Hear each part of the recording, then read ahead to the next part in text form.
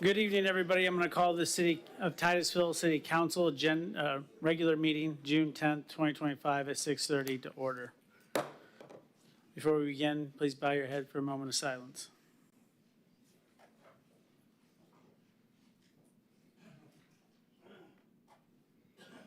Thank you. Please stand for the Pledge of Allegiance. I pledge allegiance to the flag of the United States of America and to the republic for which it stands, one nation, under God, indivisible, with liberty and justice for all. Thank you very much. City Clerk? Yes, sir. Individuals wishing to speak on agenda items must complete a sign-up card prior to the item being introduced. Those wishing to speak on quasi-judicial public hearings must complete a sign-up card and sign the oath. Sign-up and oath cards are available on the table. Individuals wishing to speak on non-agenda items may do so under petitions from the public present. This opportunity is offered twice in the meeting, and individuals may speak at either the first or second petitions, but not both. No sign-up card is required. Citizens shall not comment on any issue more than once during the meeting. All comments except petitions and requests must address the pending issue, and citizens will be given 3 minutes to speak on all items. Citizens wishing to speak on the consent agenda must submit a sign-up card identifying the items of interest. Each speaker shall be limited to 3 minutes to speak on the entire consent agenda. All sign-up cards and exhibits being submitted to City Council shall be placed in the box on the table. Thank you, City Clerk. Before we begin tonight's meeting, I want to address the conclusion of the independent investigation into the officer-involved shooting that occurred on February 7th, 2025. This has been a very difficult time for our community. From day one, we have pledged transparency, accountability, and a thorough review of the facts, and I believe that promise has been kept. The investigation, conducted by an outside agency, has now been concluded. The findings have been made public. Regardless of the outcome, these moments are never easy. They challenge our unity and demand our empathy. I want to thank the residents of Titusville for their patience, our officers for their service, and the family and the individuals impacted for their strength during this process. We must continue to learn, to listen, and to grow together, because public safety and public trust go hand in hand. City Manager. Good evening, Mayor, Vice Mayor, and members of City Council. I've been asked to read the news flash that the city issued earlier today. And it's the subject is the investigation and findings update to the February 2025 officer-involved shooting. We'd like to provide our community with an update regarding the February 7th, 2025 officer-involved shooting. On June 10th, 2025, Titusville Police Department was informed by the 18th Judicial Circuit Office of the State Attorney that they have closed their review of the independent investigation conducted by the Florida Department of Law Enforcement. Per the State Attorney's Office, the officer-involved shooting on February 7th, 2025 was lawful and justified. As previously stated and promised, the Charles family has been given the opportunity to view the videos before they are made public. Contact has been made with the Charles family, and that meeting has been arranged for Thursday, June 12th, 2025. The Titusville Police Department will make all evidence publicly available on Friday, June 13th at 0800 hours. During this investigation, we remain committed to being transparent throughout the entire process, allowing FDLE to conduct their independent investigation and the Brevard State Attorney to conduct the review. Thank you, City Manager. Member Nelson, can I have a motion to approve the minutes? Okay. City Manager, special recognition.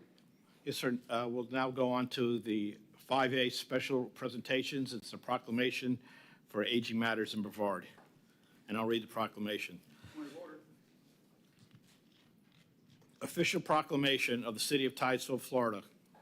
Whereas Aging Matters in Brevard, originally known as Community Service Council, was incorporated as a not-for-profit organization in 1965 and today promotes the independence, health, safety, and quality of life of seniors countywide. And whereas Aging Matters is now the leading agency providing direct services to seniors across Brevard County, and Whereas in growing alongside Brevard County, the organization now employs more than 90 staff members and mobilizes more than 800 volunteers who, at their own expense, drove more than 400,000 miles in service to others. And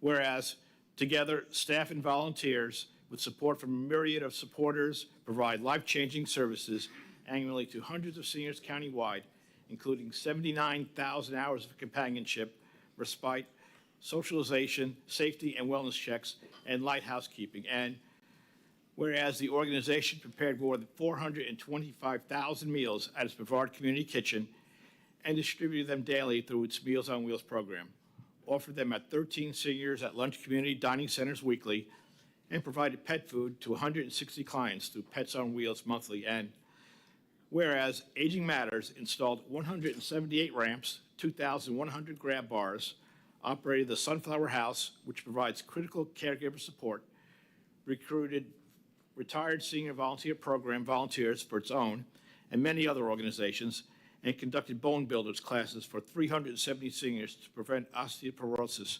And therefore, I, Andrew Connors, by the authority vested in me as the mayor of City of Titusville, do hereby proclaim the City of Titusville's heartfelt appreciation for Aging Matters in Brevard. And I urge all citizens to recognize and honor the 60 years of distinguished service to the citizens, and particularly the senior citizens of Brevard County, and congratulate the Board of Directors and leadership team for a job well done. Signed, Andrew Connors, Mayor.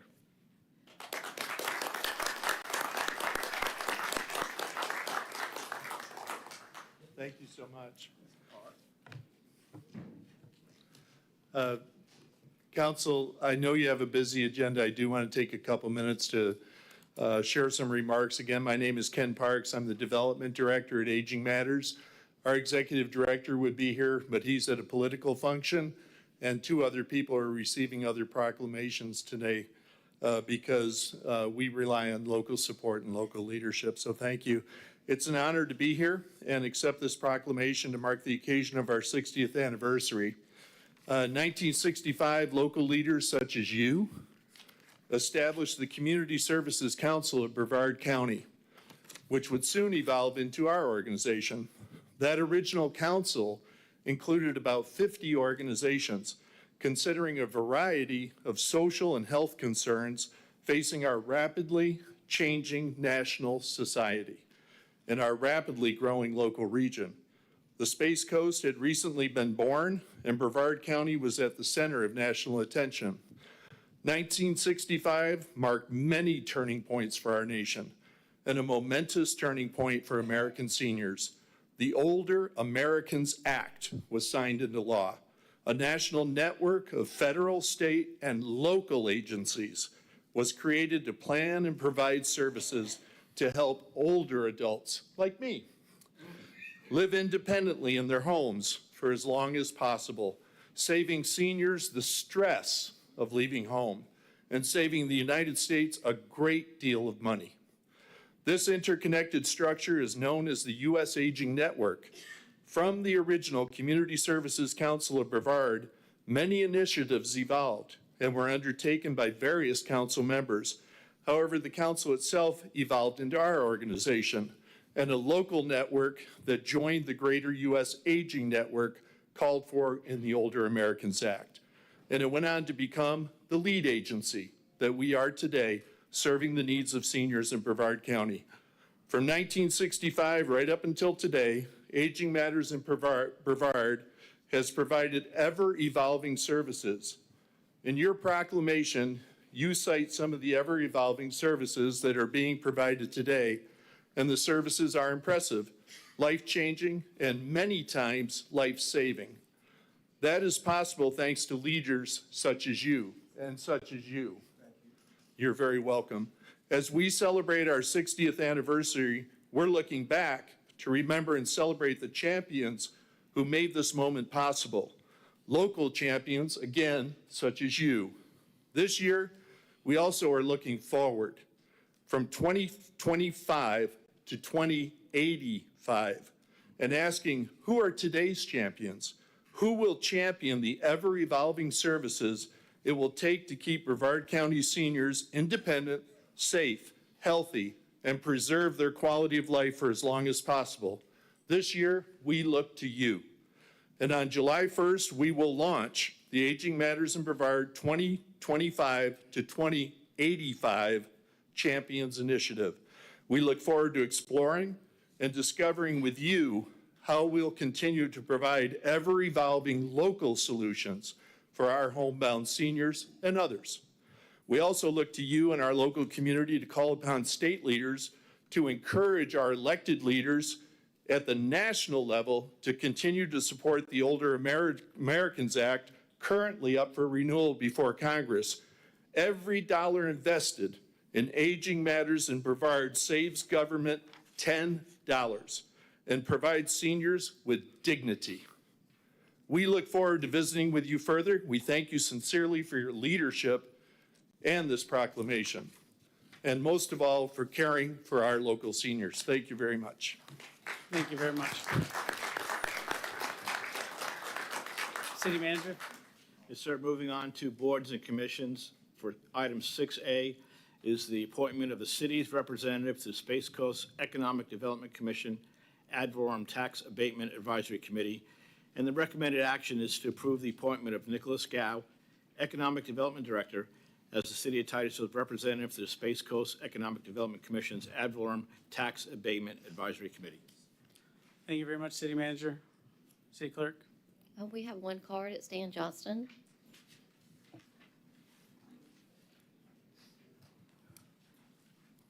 Stan Johnston, professional engineer, and also I've been an employee of the City of Titusville. As you're aware, I spoke to you at the CRA meeting, is that I've sent a letter to President Trump and also the governor because of the nonsense and dishonesty and corruption of the City of Titusville. So I question whether your ability to choose a representative to represent us, because your choices have been so corrupt, and what the city has done with the city here. So as you know, and as I read to you, is that I've sent this letter to Trump. I sent it to the FBI. Understand is that 4 out of 5 of you have made this nonsense decision to allow spraying women, children, and babies with sewage. It's nonsense. So I don't trust what you're doing. Thank you. Thank you, Mr. Johnson. Any questions? Anything from council? Can I have a motion, please? Move to Member Nelson. approve the appointment of Nicholas Gow, Economic Development Director, as the City of Titusville's representative to the Space Coast EDC ad valorem tax abatement advisory committee. Second. I won't say that 3 times. I have a motion and I have a second. Any further council discussion? All those in favor say aye. Aye. Any opposed? Motion carries unanimously. Thank you very much. City Manager? Yes, sir. Moving on to 6B, the Titusville Environmental Commission, TEC, leave of absence. And the recommended action is to approve Titusville Environmental Commission alternate member Bill Young's request for a 3-month leave of absence from the Titusville Environmental Commission meetings for the months of June through August 2025. Thank you, City Manager. City Clerk? Stan Johnston.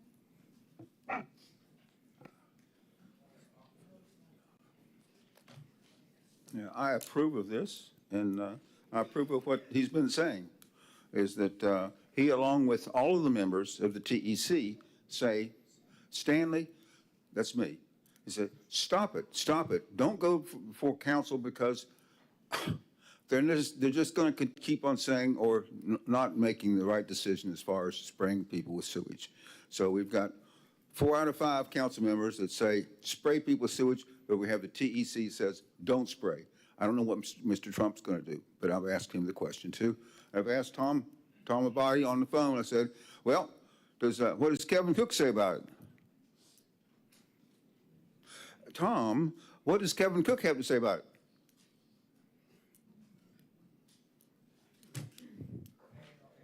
So this is the TEC. It's important, and it's an important organization that you do what? You ignore. And you ignore what I say too as a professional engineer, and 40,000 other professional engineers licensed by the state of Florida. Any questions? Thank you, Mr. Johnson. Can I have a motion? Member Move- Nelson? Move to approve TEC member Bill Young's request for a 3-month leave of absence. Second. I have a motion and I have a second. Any further discussion from council? Seeing none, all those in favor say aye. Aye. Any opposed? Motion carries unanimously. Thank you very much. All right, now I believe we're moving on to petitions and requests, non-agenda items. Yes, ma'am? Hello, Florence Scott. I live here in Titusville. And first of all, I want to thank you guys for everything you do. I know you have a very difficult job with a very little respect. So with that, I have a motto that don't complain about something unless you offer a solution, okay? I try to live by that motto. So instead of complaining about the litter on the roadways of Titusville, I joined the KBB, Keep of Our Beautiful North Action Team, and we go out and pick up trash and try to beautify our environment. About a month ago, another KBB member and I, we went over to 3585 Cheney Highway, which was unsightly with a lot of trash. And we spent hours, her and I, picking this all up. Being a very impatient person that I am, I went ahead and contacted the city numerous times about picking up this pile of trash that was taller than I am. We had no success. So I recruited another lady, and we went back and we picked up the trash ourselves and took it to the waste management site and Mockingbird facility. So now in the meantime, I started a pilot myself a month ago, and I put a trash can out there. And I was so excited because it's being used by the people that get off the Greyhound buses. And I'm so nervous. I don't like talking in front of people. I'm sorry. So I was really excited about that. That was the good news. The bad news, somebody stole my trash can. So now the buses, they come in there 3 at a time at 12:30 every afternoon. And all these people getting off the buses with little children, they're throwing the trash all out in the empty field again. I am begging the city of Titusville to please put a trash can there with a nice bench. It would beautify the city, it would help the environment, and it would make it safer for especially the children getting off these buses so they're not crawling around on these chunks of concrete. I contacted DOT and Pike's Utility. I haven't had a response yet because they've left, in my pictures you'll see, they left a lot of chunks of concrete and a lot of large utility poles, and they have not come back to pick them up after they did their work. So we're hoping that the city can help us out in some way to beautify that area. It's the first thing the tourists see when they come in off the interstate. So thank you again for everything you do. Thank you very much. Member Nelson? Tom, is there anything we can do? I don't know if the property is private or public.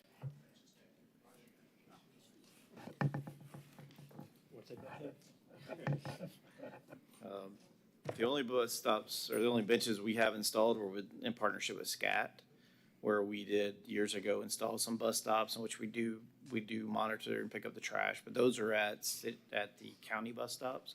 I believe Okay. this is the Greyhound stop coming off of I-95 at 50.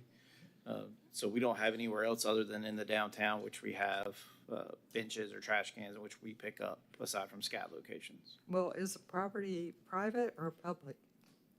If it's at the gas station at 50, it would be private property. So that would be code enforcement? Could we get code enforcement to look into it? Flo's shaking her head. It is private property. It's owned by,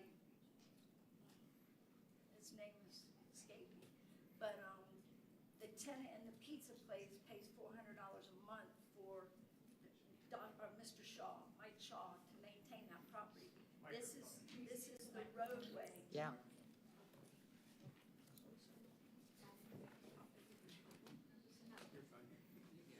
Mike Shaw owns that property at 3585 Cheney Highway. The pizza place that rents from him pays $400 a month to have that property maintained. Okay. The lot beside it is a private-owned lot. It's an empty vacant lot, but I'm talking about the roadway itself that is actually public city property to have a trash can and I said, I'll be happy to put another trash can there, but they keep stealing my trash cans. Right. We'll have code enforcement go check it out tomorrow. And maybe look at as our budget comes up, maybe you look at putting a trash can there. Thanks. Thank you, Member Nelson. Mr. Johnson?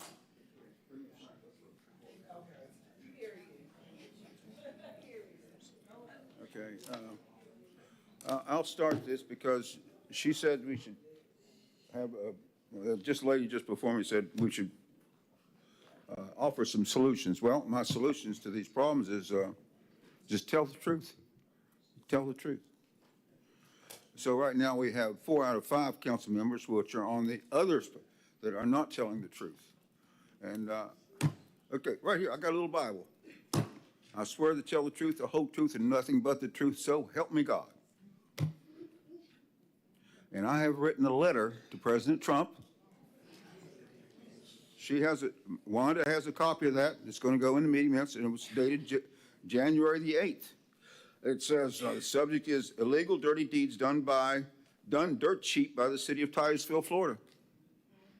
It has to do with you, and I read to you that, I read the first couple sentences. Dear President Trump, this is my first correspondence to you. Please be advised that Governor DeSantis, the FBI, and the EPA have not responded to my request for protection or help in this matter. It has to do with you guys. And I've told you before, like I told you before, this letter, which Wanda has for this to be put in, is to Donald Trump, to Governor DeSantis, talking about the crimes that you guys have been committing. And right now, each one of these signs, there's supposed to be 4 of them. Where's the other one? It's back there. The 4 signs is that these signs say the same thing. They say the same thing. What do they say? It says that 4 out of 5 council members in this room are just full of nonsense and dishonesty. That's what it says. Each one of these signs say the same thing. This one right here with the dam, it's open and notorious violations of laws. Our Constitution, codes, no survey of the properties flooded, no survey of the wetlands, no compensatory storage. Ordinance 12-11 of the city of Titusville. You're all liars, and so is the legal department. I give this legal department, what do? They just go ahead and override all these laws with your permission. You guys are full of nonsense, and you're just dishonest. So please understand this letter, like I said, I think I told you before, is that this is FBI, and this letter is composed of, although it's 2 sheets of paper right here that I gave to Wanda, it's over 30 pieces of sheets of paper, refers to documents such as affidavits recorded that you can't erase in the public records of Brevard County. I have 5 minutes. I'd like y'all to respond to that. Can you respond to that? This is pretty serious. Thank you, Mr. Johnson. Okay, thank you. Thank you.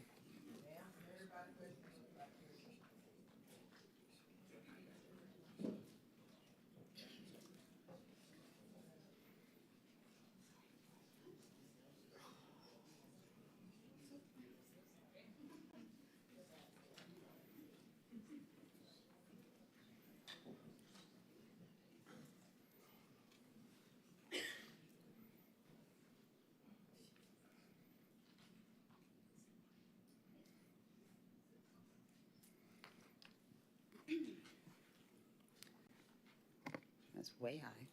Melinda Villan, Historic Indian River City. I usually don't come back this early, but my name was mentioned as an example of the right kind of citizen to speak and how problems like mine are solved easily. It has been anything but easy. And last meeting I had to sit for 3.5 hours and speak through the wails of a grieving mother just to try to have the city correct the problems they made. So let's recap what has brought me here 8 times in 2 years. The city put in a business into IRC that doesn't belong according to the city use table. In fact, according to the Chamber of Commerce, they are a wholesale business, which is an M1 use. So freight truck traffic increases to the neighborhood because, once again, an industrial use. And the city tells me and the business that yes, they can back up 48-foot freight trucks down the dead-end alley, paved only 12 feet across. And when we got that cut off, the city says instead they can load and unload in front of 3 houses in the residential zone.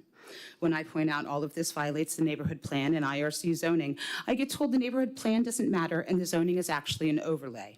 And now you have reopened the alley that has been halfway abandoned since the 1940s. So now the alley is less than 20 feet across. I have an M1 use next to my house with no buffer, and the alley is no longer halfway abandoned after 80 years. All problems the city has created for themselves by not following the IRC neighborhood plan and zoning, which violates your comprehensive plan. Oh, and it should have been a one and done. The on-street parking code says what kind of large trucks can be parked in the residential zone, and it includes a carve-out for delivery. It has to be the address that they're parked in front of, which since everything around my house, including the alley, is zoned residential to the middle of the street, that is the code that should have been used, but it wasn't. Sorry, I'm making you guys clean up years of neglect to a historic neighborhood that should have had protections. Oh, and keep the public comments early and the video on. Thank you. Thank you. Who would like to go next?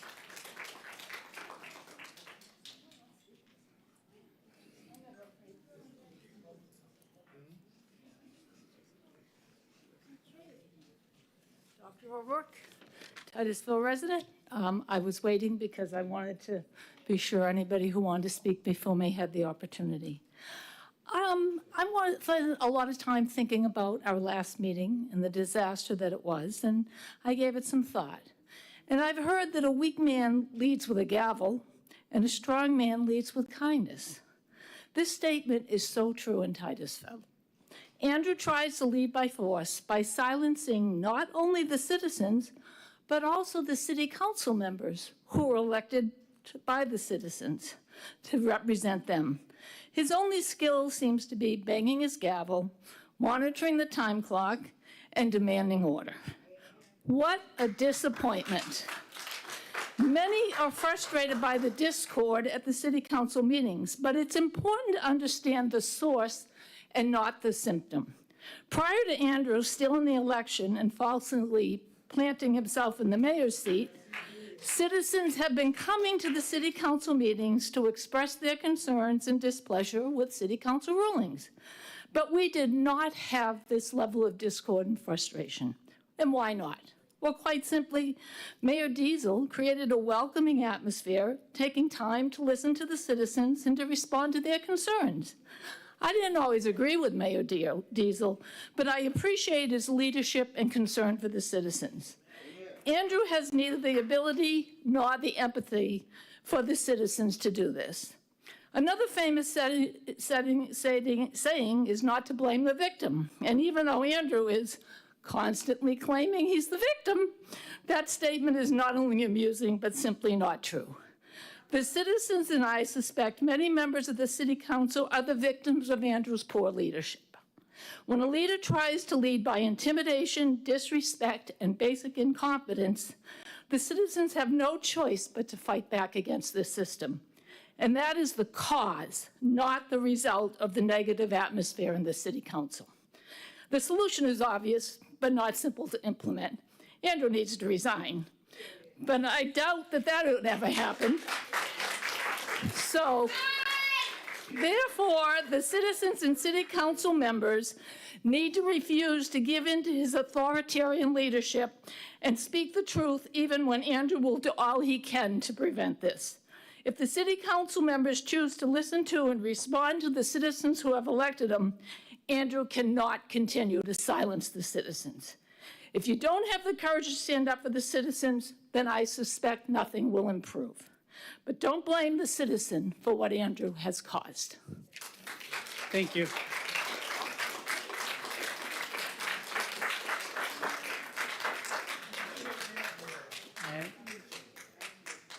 Anybody else for public comment?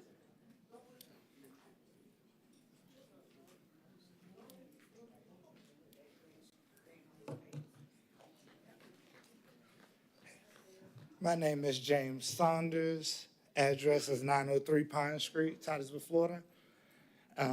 So I came up here for 3 minutes to talk for 60 seconds and waste your time for 2 minutes. So my thing is, I never seen someone ever supposed to be running away from someone, and you guys call that justification. Shooting someone 16 times is justification for you guys. You get what I'm saying? I see you guys, you sit up here. Now, Mick, I love you. I love you, you know? You. Now, y'all two together, y'all sit by each other for a reason, because I don't like neither one of y'all. Yeah, you know what I'm saying? You really don't have a concern for the people, you know? Andrew, you're really, you have, you know, you kind of shaky. You have one foot on this side, one side, you know what I'm saying? So I give you a little partial. But you, I don't like you. But, you know what I'm saying? I just sit up here and watch how y'all did this whole situation this whole time, you know? No kind of concern, or you have your little fake moments you have, you know. But I like how you read that when we first started, you know. But you ain't mean that. So the rest, I'm gonna just sit at y'all, just like wait till my buzzer go off.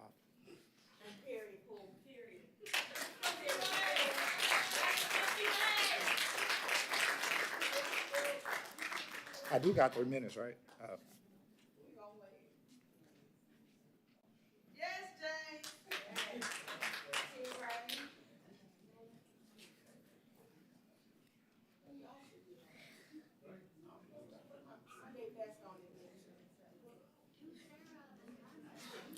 Can I ask you a question? Yes, you can. What is your friend's name here? She not a talk. She ain't no little girl. Well, I didn't know if she wanted to introduce herself. She seemed very excited to be here. You ain't got to talk, boo, okay?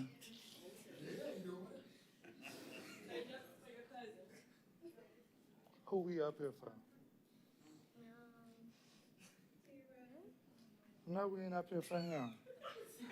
No, for them. See, right, yeah? Oh. Good night. Okay, then we're gonna be quiet. We almost done. We almost done. Just wasting time.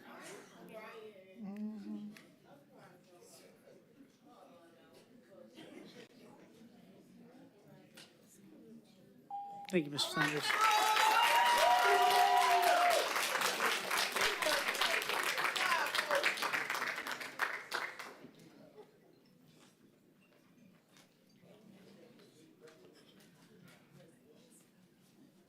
I ain't gotta introduce myself because y'all already know who I am. For one, I'm real, I never said my son was wrong or right. All I wanted was the truth. And y'all played in my face, the community face, the whole time. How Chief Lau handled the situation, I'm disgusted with it. I'm disgusted with the board. Megan, I love you also. Thank you for always having my back. Trying to get to the truth, throughout this whole thing. But I'm not gonna stop. Y'all gonna see me every Tuesday. Every other Tuesday, I'm still gonna come here with my crowd. And you know why? I came to tell you the reason why I'm coming here, because I wanna see a change. Titusville Police Department is corrupt. Y'all all in the cahoots together. I was expecting this. You feel me? But I'm not stopping, and I'm gonna go way above and beyond to get more truth and expose y'all even more. Y'all, this fight just started, so I'm not stopping. And y'all stuck to see me every Tuesday until I see a change. Because I want to see a change. I just want to answer the truth of what happened to my son. And the article y'all put out doesn't even add up. It don't even make sense. But if that's what y'all want to go by, I'm still going to be fighting. And I'm going to keep fighting until we get y'all off the board, people that cares for the community, because y'all don't care for us. Y'all don't. All y'all fake. Y'all don't care. You got a officer that already been in multiple incidents, and y'all put him back on the streets. Back on the streets. What if he pulls somebody over? They gonna be afraid to pull over. You know what I'm saying? If one wrong move, he ready to kill somebody else. You know what I'm saying? Y'all gonna put him back on the streets, but y'all justify that. Y'all 16 times shooting a person that was running away. Stop killing us! How? I'm not stopping. I'm gonna keep coming. Y'all gonna keep seeing my face. I'm gonna keep sitting in here until I see a change in Brevard County.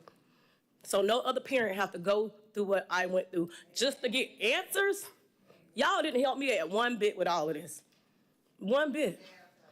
I had to come to my community to help me fight, to get answers. The only reason why Chief Loud reached out to me today to make an article, to make himself look good, but he only made himself look bad to the community. What y'all think? What y'all think? What y'all think? He's not a good chief. You're not a good mayor. And I hope you don't try to run, because it's gonna be more of us ready to help you not win that campaign. It's not gonna go down like this. So it's gonna be a fight, and I'm not going nowhere. So Chamarie Charles is here to stay, and he's gonna live through all of Thank you very this. much.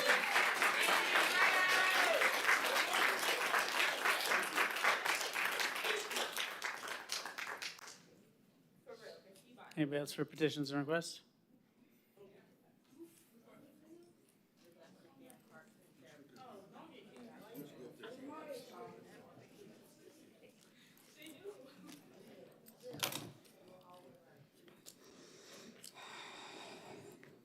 Christina Michelle, I'm speaking as a resident of this community, an advocate for justice, and a voice for those no longer here to speak for themselves.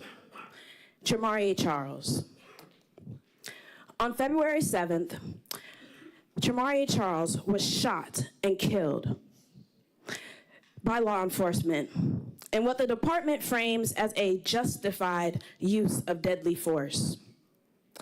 But what we've received instead of transparency is a carefully controlled narrative that leaves far too many questions unanswered. Who is Vanessa Lau? And why is she employed within the very same 18th Judicial Court that ruled Chamarie Charles being shot at least 10 times in the back with more than 16 shots fired lawful and justified? Lawful, justified? If lawful and justified, why were citizens of this community, tax-paying citizens of this community, subjected to harassment, intimidation, and violence by officers of the Titusville Police Department, and continue to be online as well as offline? Officer, who protects us? Who keeps us safe? This week makes 4 months since the Titusville Police Department killed my childhood friend, Chamarie Charles. Officer, Chivez, Baez, and Corporal at that. Corporal, don't even know how to say his name, but Blogoris, I think I said it right, are responsible for the murder of Chamarie Charles on February 7th. With bullets entering his back and his head. Chief John Lau received a pay increase days after, on February 12th, following the police-involved death of David Riley, a protester, in the fight for justice for Chamarie Charles. Now, on March 11th, Titusville Mayor Andrew Connors revealed that he has never lost a loved one to murder, stating that he has no connection, no control, no involvement with Titusville Police Department, after calling a recess to approach me in the crowd. This is not true. As we've witnessed, Thank you very much. Mayor Connors Thank you very much. threatened misdemeanor charges Your time since is up. attending Thank City you very Hall. much. Please have a seat. Please have a seat and give somebody else an opportunity to talk.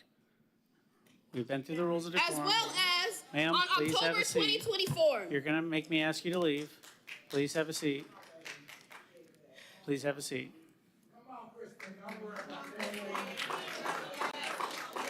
When he threatened a You- citizen now for you're gonna have to posting leave. I'm asking you to a social leave. media post. I'm asking you to for making leave. a social media post. Can I give her Officers, my please time? escort her out. Can I give her my time? No, please escort her out. I have a few more questions, sir, I because you ain't appreciate answered that. nothing since February Thank 7th. you. You need to leave now. I don't want you to arrest me either. Okay, well, I'm going to leave. And you told me last time I could speak, so I'm going to speak. If you speak and walk that way, Okay, so weaponizing. Weaponizing the Titusville Police Department along with Chief of Police Ron Rao, who has 198% higher salary than anyone in Titusville. Oh, okay. I'm going. Whoa! Let me ask a question, please. We've been here since February 7th. You get that? Do you understand?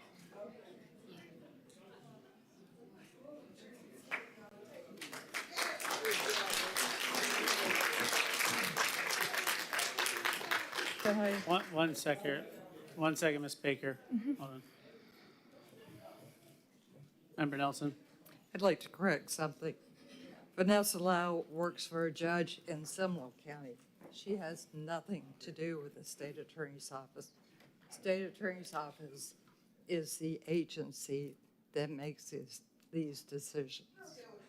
So, Please. We got to keep decorum. Only one person talking at the same time, so we all can give everybody the opportunity to speak. Ms. Baker, you have the floor. This is a result of poor leadership. I think you realize that. You realize that. And you realize that. I don't know what you realize. I can't even begin to think. I know that our city is hurting. I know that there's been a very fluid story going along with what has happened here with Mr. Charles. I know the community is very confused.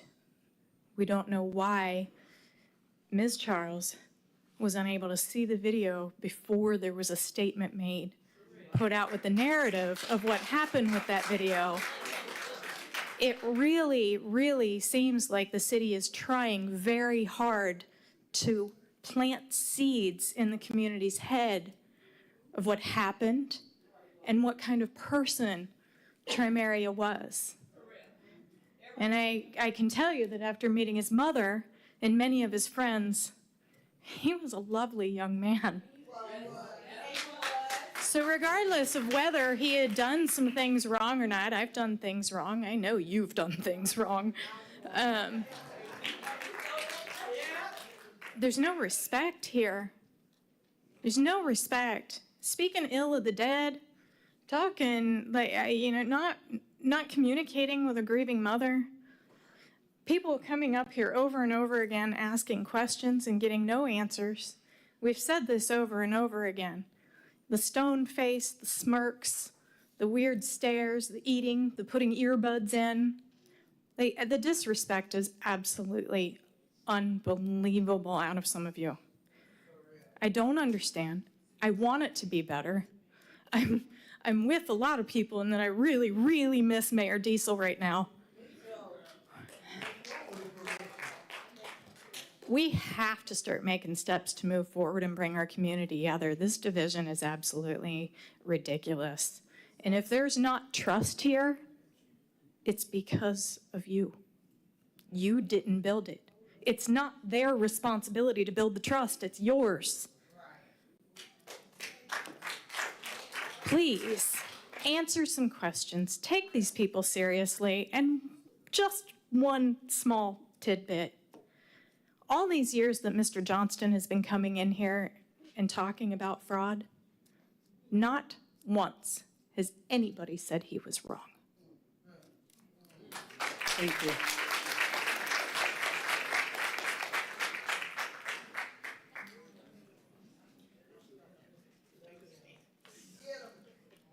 Hi. When I first met you at Bethlehem Baptist Church, I told you I didn't like you. That I could see right through you. I saw something, my spirit just wouldn't let me relax with you. But you sit up there with that crooked smile, and everybody keeps talking about the police chief. It goes deeper than the police chief. It's the state attorney. It's you guys, the sheriff department, excuse me?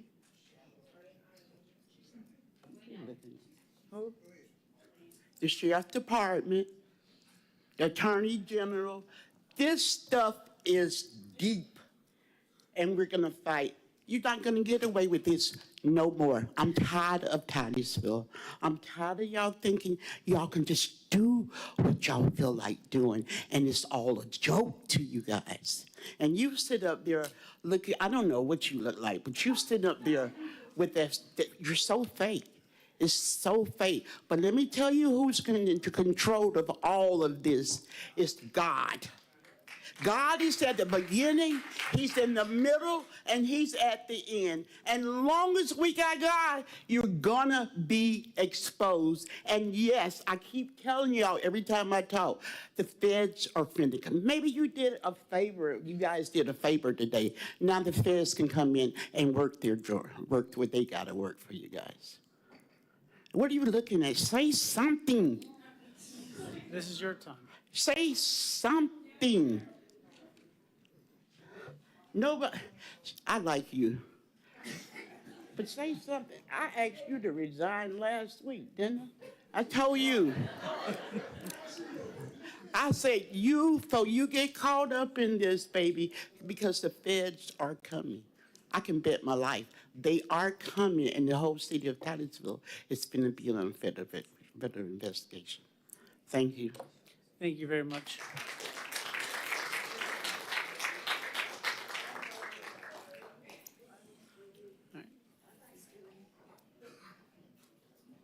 All right, seeing none, city manager? Moving on to consent, we have 5 items. Does any member of council wish to pull an item? I don't see any lights lit up. City clerk, or sorry, can you read the items, please? Sir, I'll go ahead and I'll read the titles for the record. Consent agenda item 8A, School Resource Officer Memorandum of Understanding Agreements for school year 2025-26. Approve the agreements as written that provide a first line of defense on school campuses and approve the associated budget amendment. 8B, Staffing for Adequate Fire and Emergency Response Safer Grant Application. Approve the department to write and apply for the FY 2025 Safer Program Grant for, and here's a change, we're not going to ask for 9, we're going to ask for 6 positions, firefighter positions with required non-federal cost share of 25%.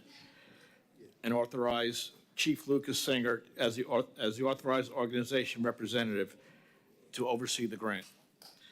8C, task order number GEOT004, St. John's feasibility study.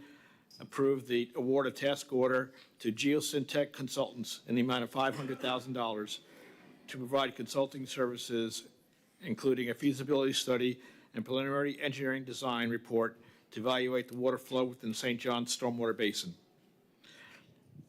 Item 8D, emergency purchase order for MKI Services Incorporated. Improve the emergency purchase order issued to MKI Services in the amount of $75,000 for the emergency repair to the clarifier at the Osprey Water Reclamation Facility. And item 8E, fiscal year 2025 road reconstruction resurfacing project contract award. Approve the award of the FY25 road reconstruction resurfacing project to Maskey General Constructors of Port Orange Beach in the amount of $1,627,617 for the construction of paving improvements in various areas within the city of Titusville, and authorize the mayor to execute the contract. Thank you, city manager. City clerk? We have one card. It's Dan Johnston for items 8B, C, D, and E. Mr. Johnson?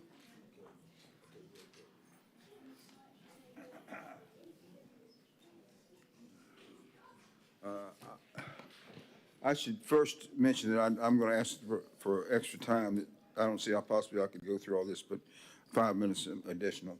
But anyhow, here's what it is. You can turn around the other way.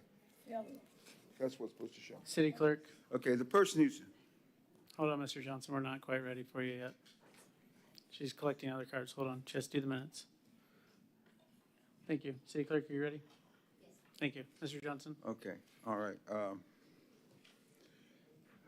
I'll speak first on 8C. 8C has to do with $500,000. That's a big item for a consent order, $500,000. That's a lot of money. And it just so happens is that this study right here, what is this? Anybody know what this is? Mr. Cook knows what it is. It's our stormwater management plan of the city of Titusville, 1966, of Greater Titusville. Greater Titusville. Guess what? It shows how to do it right here. What it's asking for right here. It's asking to do it. And I have a blow up right here. It's on a by the way, she has nothing to do with approving it, or she's just holding the sign. Just like the other people here, they had nothing to do with agreeing with what I have to say. But this shows the water going, all this right here in this basin right here. This is beyond Garden Street and so forth. It goes way down to here. It goes to the St. Johns River. That's what the plan is. Is anybody listening? We already have it right here. So instead of paying them $500,000, why don't you give them $5,000? It shows it right here. Shows it right here. I don't think y'all are looking at it. Is that the fact is that, guess who? For many years, this was under the supervision of professional engineer Sean Stauffer. In 2012, I met with Sean Stauffer. He'd never seen it. Never seen it before. It's called Stormwater Greater Design Area for the city of Titusville. It's a master plan. It says it's a master plan. He has never seen it before. He's in charge of stormwater. He's never seen the stormwater master plan. How could this happen? Only in Titusville. Only in Titusville. I cannot imagine this to happen. In other words, the guy who's in charge, the professional engineer in charge, has never even seen this thing.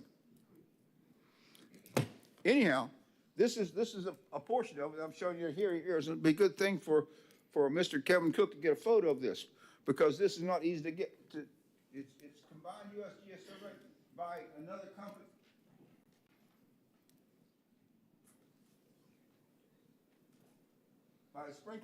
By Sprinkle Consulting Engineers that worked a good bit with the city of Titusville on this thing and presented it. Nobody's ever seen it, I guess. Nobody's ever seen it. So right now, I think it's crazy for you to go ahead and vote $500,000 for something that's, as far as I can say, looks like it's already done. I could swear to you on my Bible if you want me to do that, but that's not necessary, I don't think. So I'm asking you to do some sense. Don't put something in the consent agenda for. Thank you, Mr. Johnson. Okay. May I have 5 more minutes? I cannot give you 5 more minutes. No way. No one's going to Thank give you. it to you. Okay. City Clerk, are there any other I'd cards? like you to consider it. Yes, sir. We have one other card. It's Ruth Amato. Okay, Can I ask a question? sure. Stan, I'm sorry. Can I ask a question? Yes. Okay. I need your map. Pardon? I need your map there.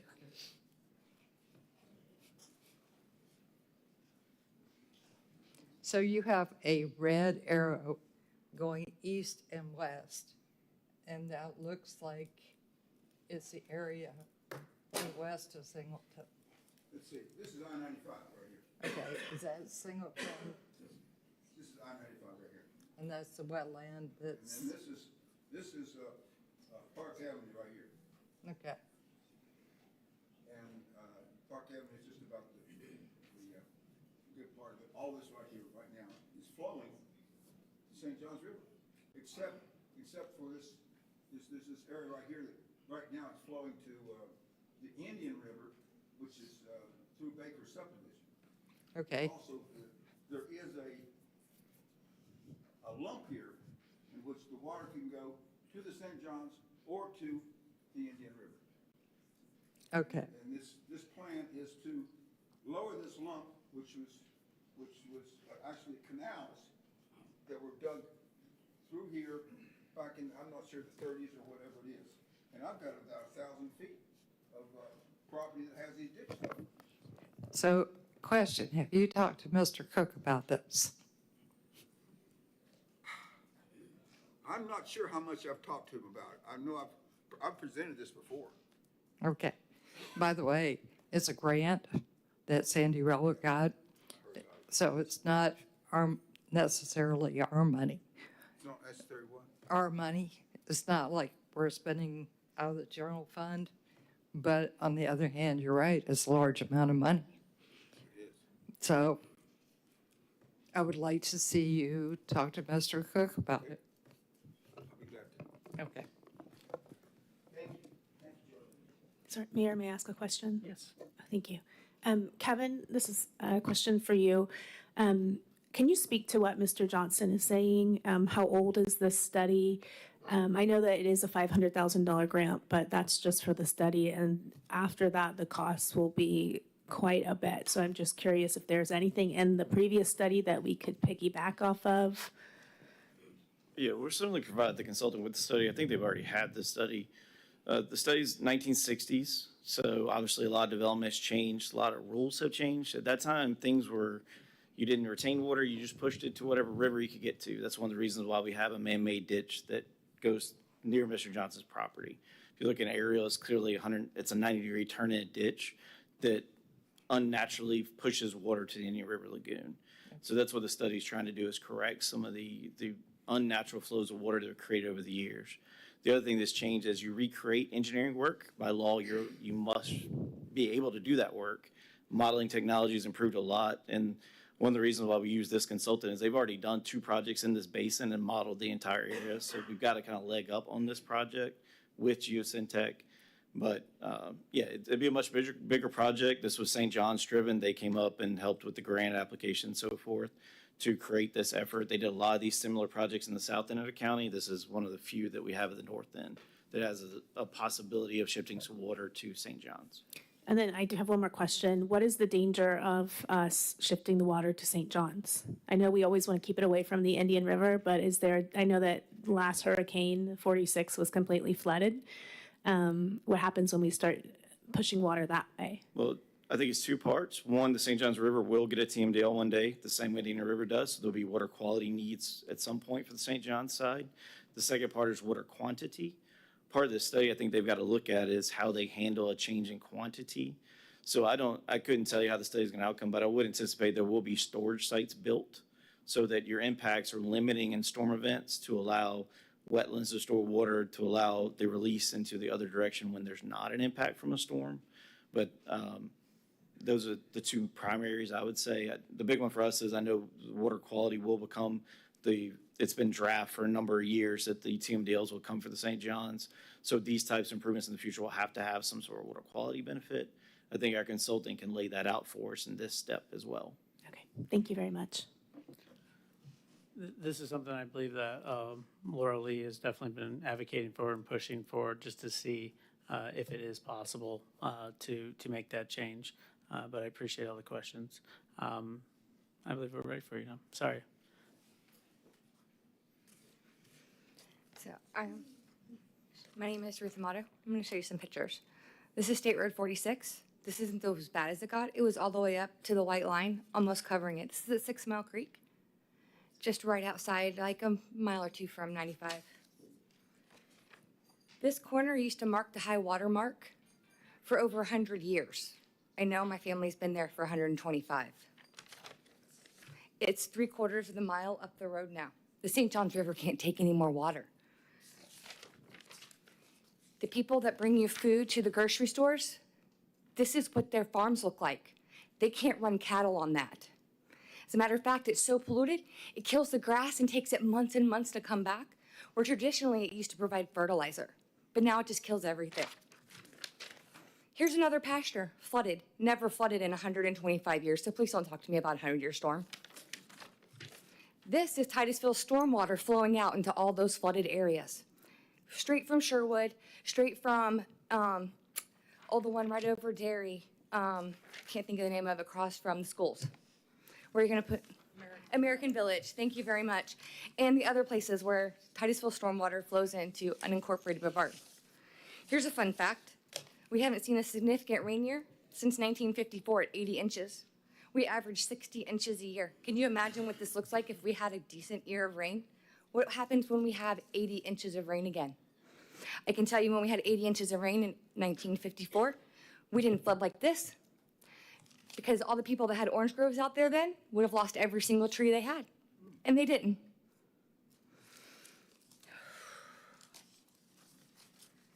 St. John's River. The St. John's River has 17 water bodies in the Upper St. John's. The Upper St. John's is what flows through Brevard County. Overall impairment status for the Upper St. John's: 2 water bodies impaired for bacteria, 3 impaired for biology, 10 impaired for dissolved oxygen, 15 impaired for mercury, they find that in the fish, 4 impaired for metals, and 8 impaired for nutrients, and it goes on. The study was done in 2028 on the St. John's River. So fast-tracking something like this to get ahead of it, to continue flooding your neighbors, and impairing a currently impaired water body without the actual data yet. If you look at the B map for the Middle St. John's, do you know what it says if you read it? A large portion of that pollution comes from the Upper St. John's. It's an impaired water body. $500,000 is a large amount of money. I would recommend a stormwater park and recreation for your residents, because if this goes through, you're going to flood the people that feed you and everybody who surrounds you in unincorporated Brevard. Thank you. Thank you. Member Stokel? Yes. City Manager or Mr. Cook, could you just briefly explain, so this is a grant that we're getting, so we're not spending any of our funds to do this study, and then what is the intent once the study comes back, our options of what we could potentially decide to do? Yeah, the part of the study will be the consultant will present his findings for opportunities, give you cost input, give you timing. Those types of features will be all laid out on a conceptual level. This is a concept level. There won't be any final designs done. There won't be any projects programmed with this money. It'll all be future projects, or it could be no projects. It could be that they come back and don't recommend anything. I can't pre-outcome the study. But they certainly can take any concerns and feed that into their modeling to see what the outcomes are. I would suspect part of the permitting through St. John's, if there's any projects moving forward, they will have to address quantity and quality of water. Would they propose different areas for potential stormwater area parks, or would that be part of this, or no? I would think it'd be generic in nature, because anytime you start proposing the city purchase property, the value of that property increases. So I think it'd be conceptual in nature, unless we have city opportunity lands. Okay, thank you. Thank you, Member Stokel. Mr. Cook, so let's say we decided not to do it. Could we use that grant for anything else? No, it'd be returned back to the grantor. Thank you. Any other cards, City Clerk? Thank you. All right, council discussion. Anybody have anything? Member Moscoso? Yes, I want to look at 8D quickly, and this one is about the repairs for Osprey. I know that the repair has already been made for $75,000. My ask or my question is about the resilience of our critical infrastructure. I feel like that plant is constantly needing emergency repairs. And so I would really like to get kind of an update of the overall health assessment. I've been out there twice when there's been leaks, and it looks like it's 75,000 here, 300,000 there. And so I kind of want to know what the shape of the plant is, and then are there any proactive steps that we're taking to prevent this? And so if that is a report or something we could possibly get, I would appreciate it. Thank you. Thank you. Any other discussion? Seeing none, can I have a motion? Member Nelson? Move to approve consent agenda items A through E. Second. I have a motion, I have a second. Any further council discussion? Seeing none, all those in favor say aye. All opposed? Motion carries unanimously. Thank you very much. City Manager? Moving on to item 9, ordinance second reading. And we have Community Development CDBG 2025-26 Annual Action Plan, final public hearing. And the recommended action is to conduct the final public hearing on the city's draft annual action plan. and authorize neighborhood services director or the mayor to sign the grant application and certification forms as required by HUD. And this is a follow-on from the 22 April meeting where council was presented with the various nonprofits that were in line to be recipients of this funding. And we have our neighborhood services director here to answer any questions. Thank you very much. Do you want to kick it off, Ms. Franklin? Good evening, Mayor, Vice Mayor, and Council. If you'd like, I give a little introduction on the final action plan for public hearing. This action plan will include the use of $280,901 in CDBG funds for next year. This is a decrease of $27,079 from current year. We expect funds to continue to go down as more and more cities become entitlements. The action plan for next year includes public service portion of the plan, which will utilize $42,135. That's the maximum amount that can be set aside for public services.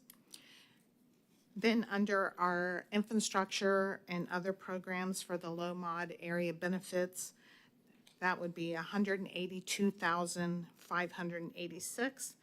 And that is outlined in the plan to address lighting, sidewalks, blight removal, nonprofit facilities, and street improvements. The balance would be for the grant administration at the maximum of 20%, $56,180. The public comment period for this action plan begins today and will end on July 10th. If there's any questions, we'll be glad to answer them for you. Member Nelson? I have a question, Terry. Love the idea of the lighting and the streetscape improvements, but I was wondering if maybe we could have some parking over at Blanton Park. Okay, sorry. Parking at Blanton Park. There's no parking over there. People are parking on the grass. It'd be nice if we had some parking. So that would fall under our infrastructure category. In the plan, we try to keep it as flexible as possible and only list categories. And then when we get to projects, we'll pick projects as we go throughout the year. Okay, great, thank you. Member Stokel? Yes. Once this is approved, are we allowed to amend any portions of the action plan? In order to amend the action plan, the city would have to do a substantial amendment and go back through the entire process. The entire process, not just a portion. Okay, and maybe this kind of goes with our next item, 11A, when we're reallocating those funds. Do you know, are those funds with CBDG or are those from our general fund? Or That's general fund. That's general fund. General fund, It has okay. nothing to do with this item. Okay. All right, thank you. City Clerk, are there any cards? Yes, sir. We have 2 cards. Stan Johnston.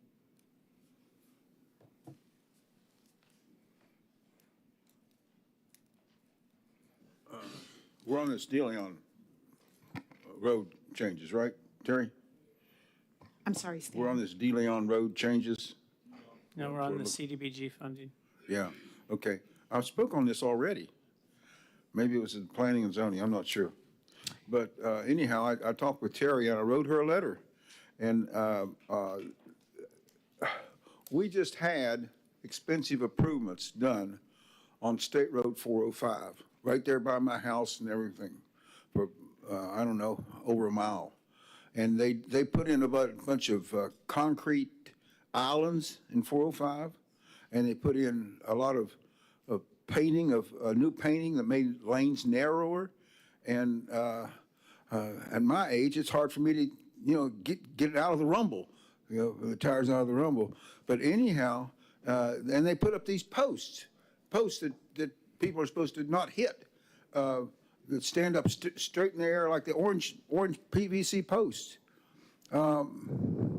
They spend a lot of money. I want you to understand something. I'm an engineer, and that right-of-way is what? How does anybody know why that right-of-way is? It's 200 feet. Do you know what it's designed for?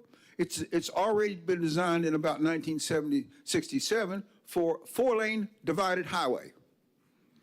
We have the right of way to build 4-lane divided highway. That's what 405 is designed for. And look what they gave us.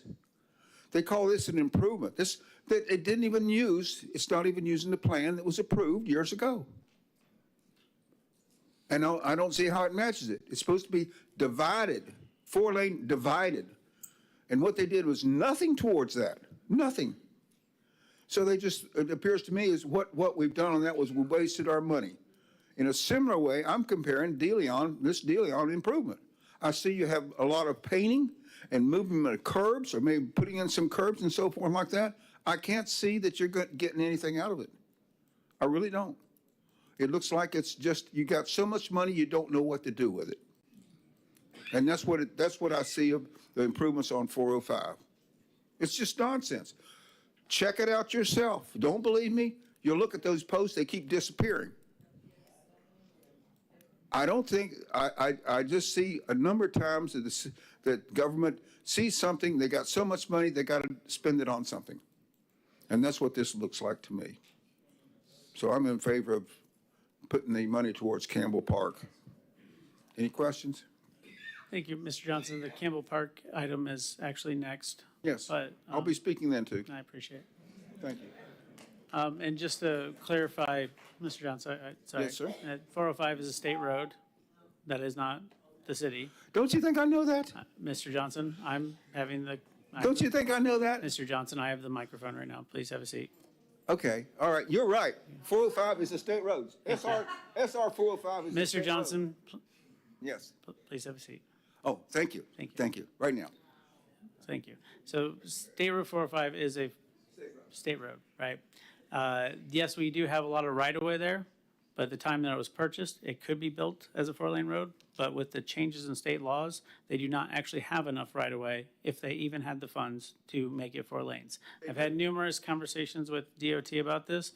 They told me if they had the $70 million a day, it would still take 10 years. And we are doing everything we can in combination with our Space Coast Transportation Planning Organization to move that timeline up. But thank you very much, Mr. Johnson. City Clerk? Last card is Tony Schifolo.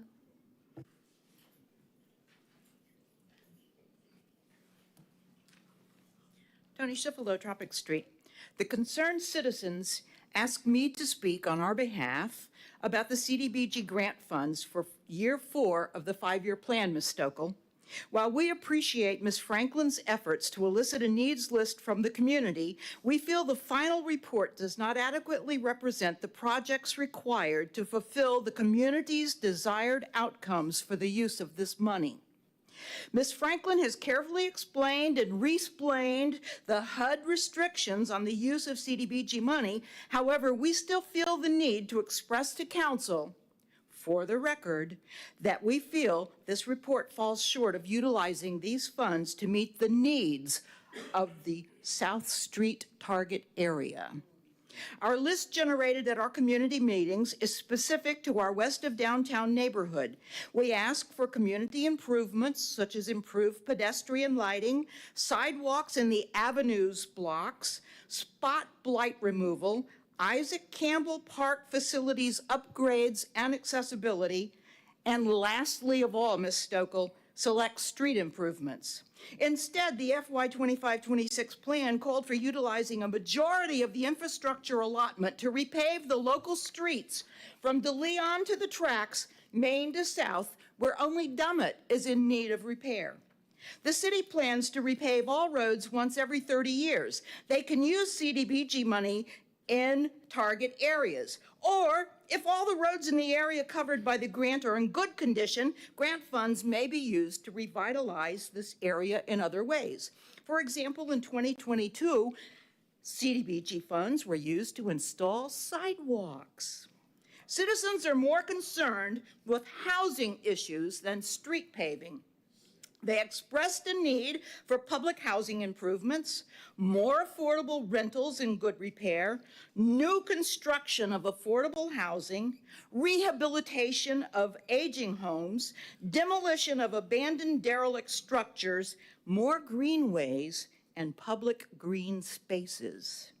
While Ms. Franklin has conveyed to us the need for vagueness in the reports to HUD, which can result in funding some of the more specific projects the community desires, we're not so certain the true needs will be addressed, such as the rising need for a total rebuild of Isaac Campbell Park.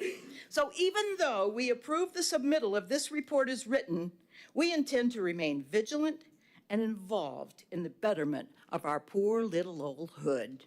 Thank you. Thank you, Ms. Chifilo. Member Nelson.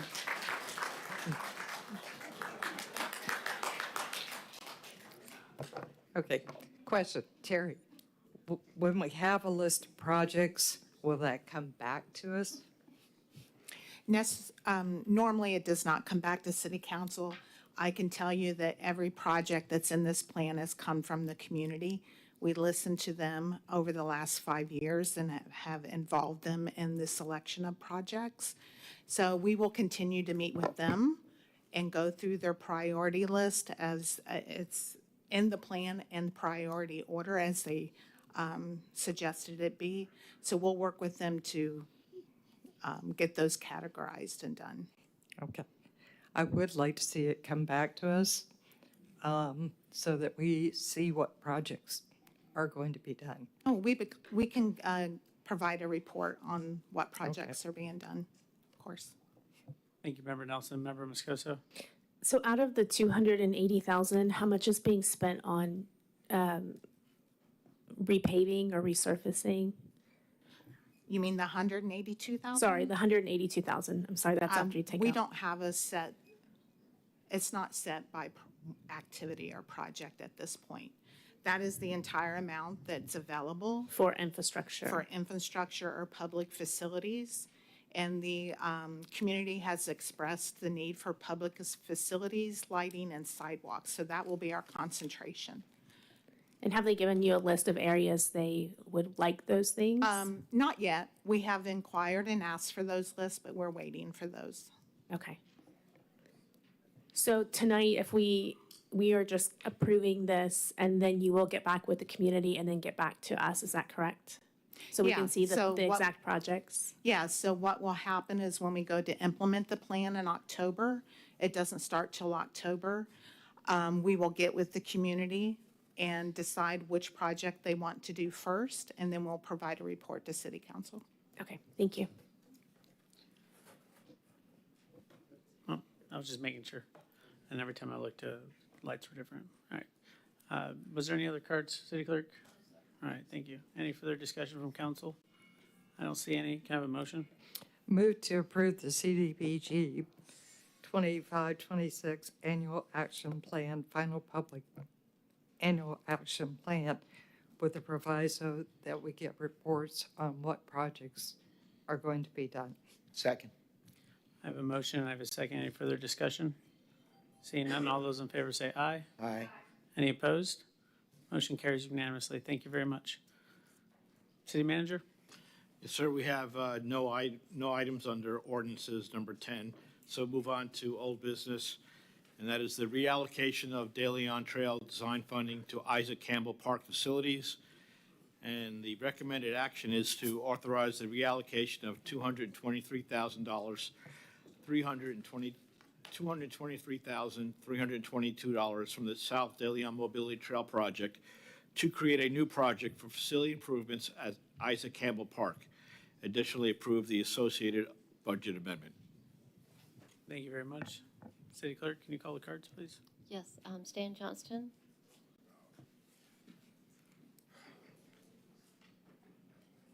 Gee, I was hoping that Terry would be here for this.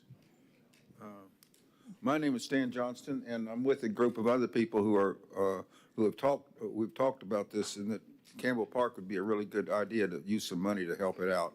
And there's just been all kinds of, I've listened to a number of problems of trying to get funding for Isaac Campbell Park. And Robert Campbell's been a good friend of mine for years. It's been named after, what is that guy's name? Campbell, who, Trick Shot Campbell. You all know that? So I'm not trying to mess up what Terry's doing. I was hoping she was going to be here for this. because I don't want to make a lot of noise and not know a whole lot about what I'm talking about. So I'm going to let the other people tell you about why it's justified. And I know that, the only thing I know about was I didn't like the improvement plans for De Leon. It just seemed like nonsense and a waste of money. So I'll let it go. I'll let it go at that, and you can listen to the other people. Don't listen to me on this. Thank you, Mr. Johnson. City Clerk? L.D. Bryant.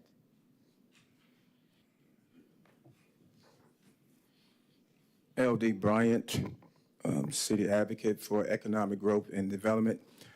First, I would like to say, Mayor, you're doing a great job, despite what everyone else is saying. I actually had a chance to spend time with you personally, and you got a great heart, but you have a hard job, a difficult job. At the end of the day, we want equality, okay? At the matter at hand, I've actually had a chance to go to Isaac Campbell, and I strongly suggest that you guys allocate this $223,000 for improvements there. There's a wall that needs to be knocked out in the kitchen, and there's leaks that need to be repaired. So I, too, am for the allocation of the funds for Isaac Campbell. I hope you guys go ahead and approve and let this be a start and a beginning, because we do need new roads. We do need new houses and remodeling. We do need that community to be built. So I'm here to stand in the gap to say, hey, let's make a change. Let's make a difference in our community. Start here at Isaac Campbell, and then we can actually move forward from there. Thank you. Thank you very much. City Clerk? Dwight Ziegler. Dwight, Good evening. First, I want to thank you for hearing us when we first talked about this trail, and that the community did not want a trail, but since that money was already going to be spent on that trail, we talked about reallocating those funds to Isaac Campbell Park. We had a community meeting. You guys asked that we do that. We had a community meeting, and the outcome from that meeting was that the community's consent was to have a community center built there. We've been working with and meeting with Kevin Cook and Mr. Bate. So what we would like to do is to take that $223,000 and use that to do the study. And any funds that's left over after that could be used for something like improving the kitchen out there. But we would have a plan in place to move forward to the community center. And at that time, we would start meeting with staff to come up with a concept of what we want that center to look like and what could be housed there. Thank you. Thank you, sir. City Clerk? the last card is Tony Schifolo.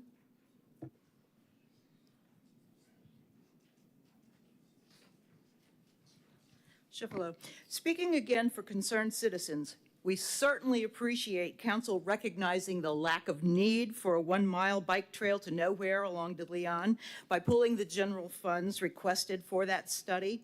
And we really do appreciate the reallocation of the $223,322 from the unnecessary South De Leon Mobility Trail Project to create a new project for facility improvements at Isaac Campbell Park.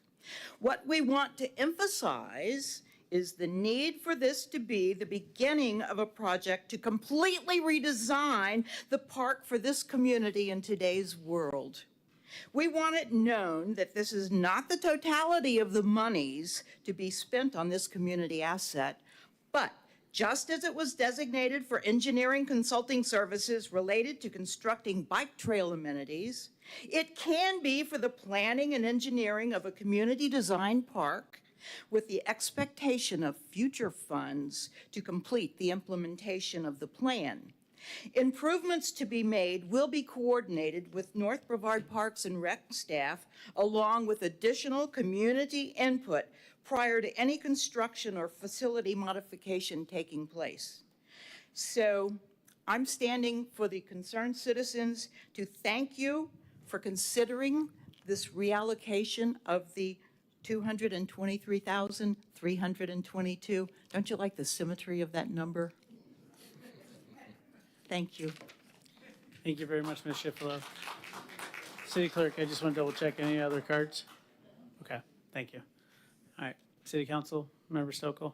Yep, I just wanted to say briefly, I'm very happy to see this item on the agenda. I want to say it was about a year ago, I actually met with some citizens down at Campbell Park, and they were sharing with me some of the improvements they wanted. And at that time, and that's why I was asking Terry about the funds, we didn't have money at that time, and I inquired about money in the parks budget. And so to see this on here, I feel like is a big win, because I could tell that the community really wanted to, and it's a difficult process to navigate. And so hopefully we will approve this. And then my ask would be just trying to kind of be a little bit more like understanding why the money wasn't there last year. How can we make sure and where the money is going and allocating appropriately? I love that they had a community meeting and got together and had input to say, we don't really want this. This is what would really benefit us. And I'd like to see that continue. So just really happy to see this on the agenda. Thank you, Member Stokel. Member Nelson. And I just want to point out, Ms. Tony, June 18th is the tree planting day at Campbell Park. So tree team and volunteers will be out there planting trees with the kids. And I forgot how many trees there are. 30 oak trees. So that will add to the park also. So I love this idea. I will say, I hope you don't take the glass blocks down that are in that building. Oh. Thank you, Member Nelson. Member Moscoso. Sure. I was able to attend that community meeting along with our mayor, and I just want to congratulate the concerned citizens. You guys do a lot of work, and you're pulling together so many ideas with so many personalities as well. So it's really amazing to see, and I'm very happy to see this. I see that there are two options. The one option is to use the money to renovate or to make improvements, and the other one is to do a study. What I love about this group is their vision. I think they think far greater than I do. And I think, okay, we can update and fix the current building, but I do feel like that should be done anyway. I'm not sure if this is where that money needs to go. I kind of like the idea of using it if they have this vision for a community center. If you look down, I spoke with Mayor Blake and I asked them, how did you get your funding? So there is funding. It might not come immediate, but for something like this, I know you don't build a building with $2 million. I know it's a huge project, but the community is really invested. And if there is a desire or a consensus for that money to go for a study, I would be in support of that.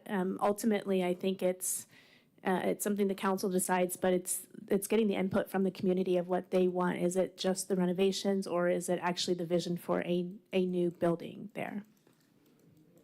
Thank you very much. I had a question for City Manager. Do we know approximately how much study would cost?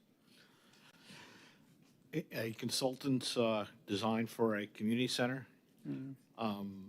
I wouldn't know offhand. I know Kevin would, but I know that when I met with the civic leaders, their plans seem to be a large-scale, multi-million-dollar facility, which would require a lot of follow-on planning and probably some type of a referendum by the county. We're talking $4 or $5 million. But to do the study, I would defer to Kevin as how much that costs. Also, I'd like to point out that there are funds set aside in the North Brevard Parks and Rec budget to do some improvements. So it was my understanding, working with Jeff Davis, that maybe we could combine some of that money with this money to get even a bigger bang for the buck as far as doing more improvements. Because I know Jeff's indicated that there are a number of projects that he's been deferring for years that he would love to get a chance to do. So I'm pretty excited about putting some of that money to some really good improvements and maybe have some money left over to do a consulting project as well. Thank you very much, City Manager. Member Nelson. So my thought is we reallocate the money to the Campbell Park, and then I would come back with a spend plan after I meet with Jeff Davis and get some more civic input and have a spend plan approved. So that would be my motion. I have a motion on the table. I think there were still people wanting to discuss, but there's a motion. Is there a second? Well, I'll still do discussion. I'll second that. Okay, So I so, think we have to approve the associated budget amendment too. okay, so are you making the motion for both? Yeah. Yeah, my second still stands. All right, second still stands. All right, so we still have discussion. Member Nelson, were you done with your thought? You were just making the motion? Okay. Member Stokel? Yep, and just to clarify regarding the parks budget, because that, as our city manager mentioned, ideally parks money would go to improvements, but during the hurricanes, all of that money was going to repairing the docks and the damage that were happening to the parks along the river. So I'm hoping that we will get out of that and be able to allocate. And then just for clarification, if I heard correctly, we are allocating this money to go toward Isaac Campbell, and then we could decide, do we want it to go to the study? Do we want it to go to improvements once we see our options? Right, I would meet Okay. with, and then come back with the actual spend plan with some options Perfect. and determine what council's desires. All right, thank you. Thank you, Member Stokel. Vice Mayor Cole? Yeah, that was basically my question. I see the motion saying facility improvements and a project. It doesn't say to look at it and give a design for it. And I just want to get clarification as to what the concerned citizens, the group, what did the group recommend? Did they recommend to use the funds for improvement of the facility? Or was it for a design for a bigger project? What's the answer to that Wait, one? we're having discussion, please. We're having discussion. Okay. Thank you. No, we're discussing, thank you. All right, Vice Mayor Cole, they were very adamant about the study for the long-term vision, okay? But the question is, how much is the study gonna cost? Yeah, Right? okay. And I think that is a big thing to see. All right, let's say it's gonna hypothetically cost, I don't know, $150,000, $200,000, but then what is left for this small improvements we can do with Isaac Campbell Park? So, There was a need for both the design project and the improvements to the current facility. Okay. I've been getting calls about it all week and having conversations about it. So I think the big thing is the study, and then whatever's left, we can roll in with Parks and Rec to try to make some changes there. Member Nelson? Well, my thought is, Tom can sit down, talk with concerned citizens, and come back with a plan to either spend money, use it for a study, whatever we need to do at that point. That was the motion, was, yeah, Yeah. come back with a spend plan. Thank you. So we have a motion and a second for the budget amendment. Any further council discussion? Member Moscoso? Can we acknowledge Mr. Siegler, please? Thank you. Mr. Dwight? No, I'll talk to you later about that. Okay, let's just be clear. We want to build the community center. When we first started this money was going to be spent with Kimberly, whatever her name is. And you wasn't gonna spend $223,000 just to throw it away. That project, according to Kevin Cook, was going to be funded at $1.5 million. That's recorded, even though you don't think so, but it's recorded. It's a video. That money was going to be spent to do that project, walking through the woods for $1.5 million. So now all of a sudden, when we start talking about a community center, it's like, where's the money? But they didn't say where's the money that night when they were getting ready to spend it. We knew where it was then. What happened to it? So let's take that 1.5 that we talked about then and start there. And just don't come up and say, well, what Jolie Smith Center looks like. We never said what kind of facility we were talking about. Well, nobody never said what you're gonna build it out of. So how can you just come and say you can't do this and you can't do that when you don't even have a concept yet? You can't get somebody to build your house if you don't have any plans. If you don't have any plans, you don't know what it's going to cost. So let's sit down with the concerned citizens and the community and let's come up with some concepts. That's what we was gonna do with Kevin. Can we get there? Thank you, sir. We got to vote on it. All right. Vice Mayor Cole? Yeah, let me just make sure that there's not a misunderstanding here. The 1.5 has not been allocated and it's not in the budget. It's an unfunded requirement. Initially, when we were talking about the DeLeon Trail, that was when I brought up that we need to get people involved to find out because we didn't need a trail. We have the funds, those funds were for the design of the trail. The estimate for the trail was a total of the 1.5. That's an unfunded requirement. That money is not there. That money has to be found somewhere but the cost of a community center is going to be a lot more than 1.5. So we have some work to do to come up with that, but we can't make that decision until after we've allocated this to come up with the design, just as you said. Okay? Thank you, Vice Mayor Cole. All right, so I have a motion and I have a second. Any further council discussion? All those in favor say aye. Aye. Any opposed? Motion carries unanimously. Thank you very much. City Manager? Yes, sir. Moving on to new business, item 12A, and that is the award of a contract for the school zone speed enforcement program.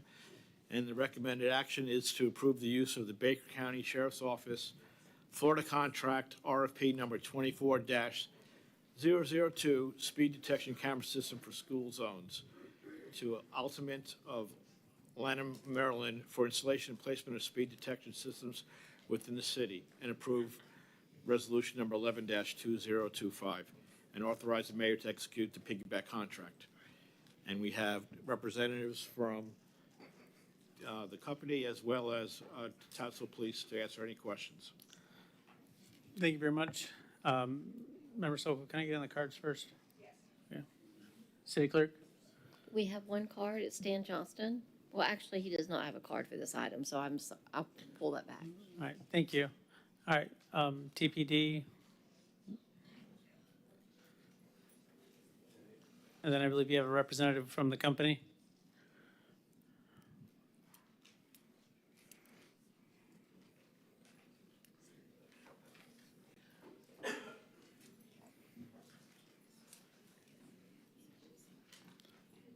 Major?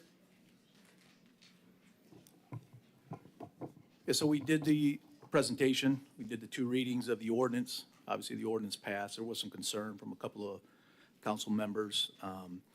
I believe the automated speed enforcement, like I said, is a force multiplier. I think I've shown through the speed studies that every zone that we measured has a need for these cameras.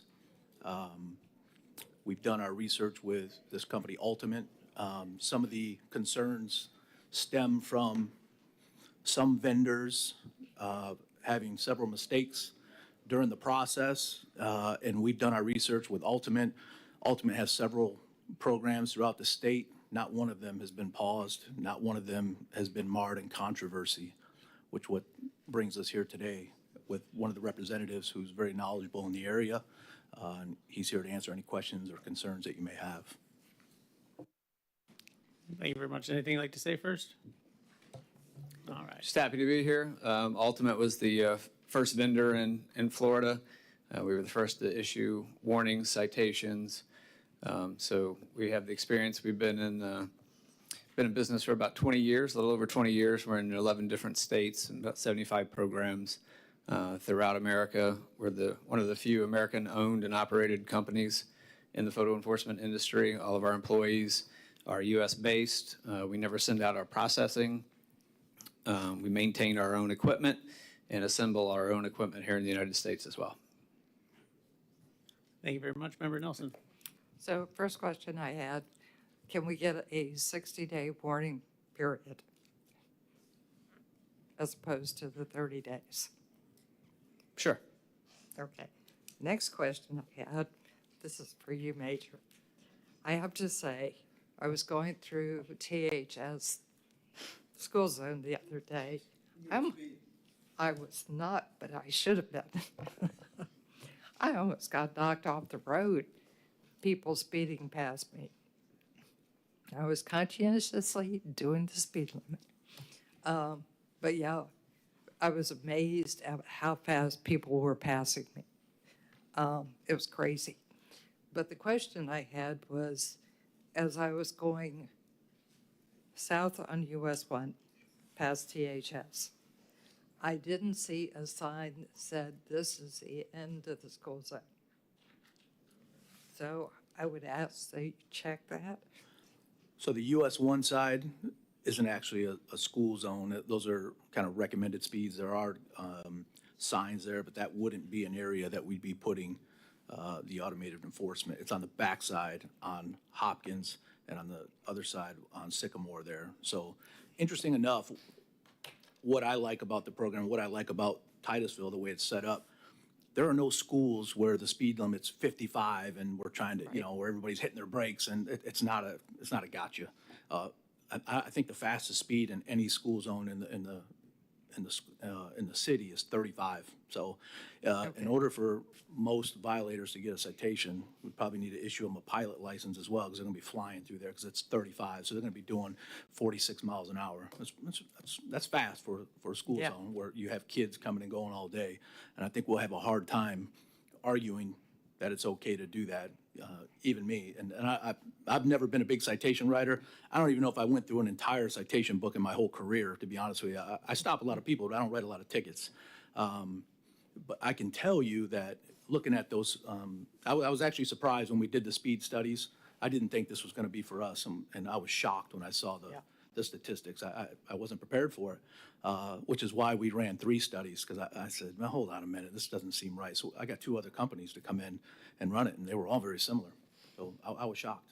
Even I didn't know we had that much of a problem. I think we do, but thank you for the info. Thank you, Member Nelson. Member Moscoso? I was just reading that there is a rental fee of $3,499 per camera, correct? So, and then if we have 10 cameras, that's almost $36,000 that is going to this company. And that, I mean, I know that we are not paying it, but our citizens aren't paying it who are, speeding.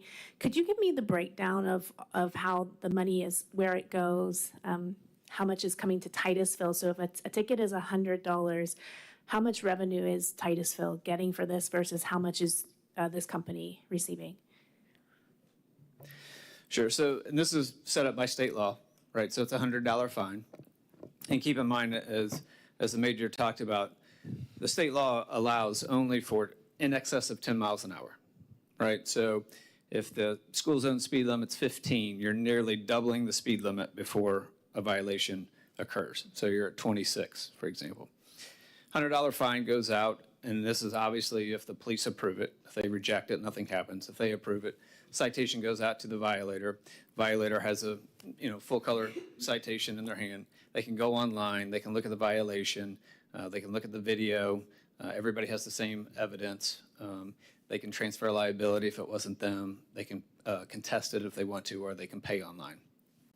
$100 fine, this is all set up by state. $60 comes back to the municipality. So from that $60, you would pay vendor fees. $5 comes back to your own crossing guard program for retention and recruitment and retention. So for your crossing guard program, there's another $5 that comes back to the city. $12 goes to your local schools, to your county schools, and they distribute those funds. And they distribute it based on all the schools in the county. $3 goes to the Florida Department of Law Enforcement, and $20 goes to the state.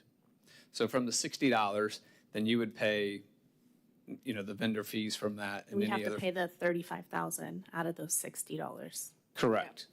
There's no upfront cost. There's no capital expenditure cost. And you also have a cost-neutral program, meaning, if we all solve speeding, we're up for our Nobel Peace Prize that we've ended speeding, you'll still owe $0.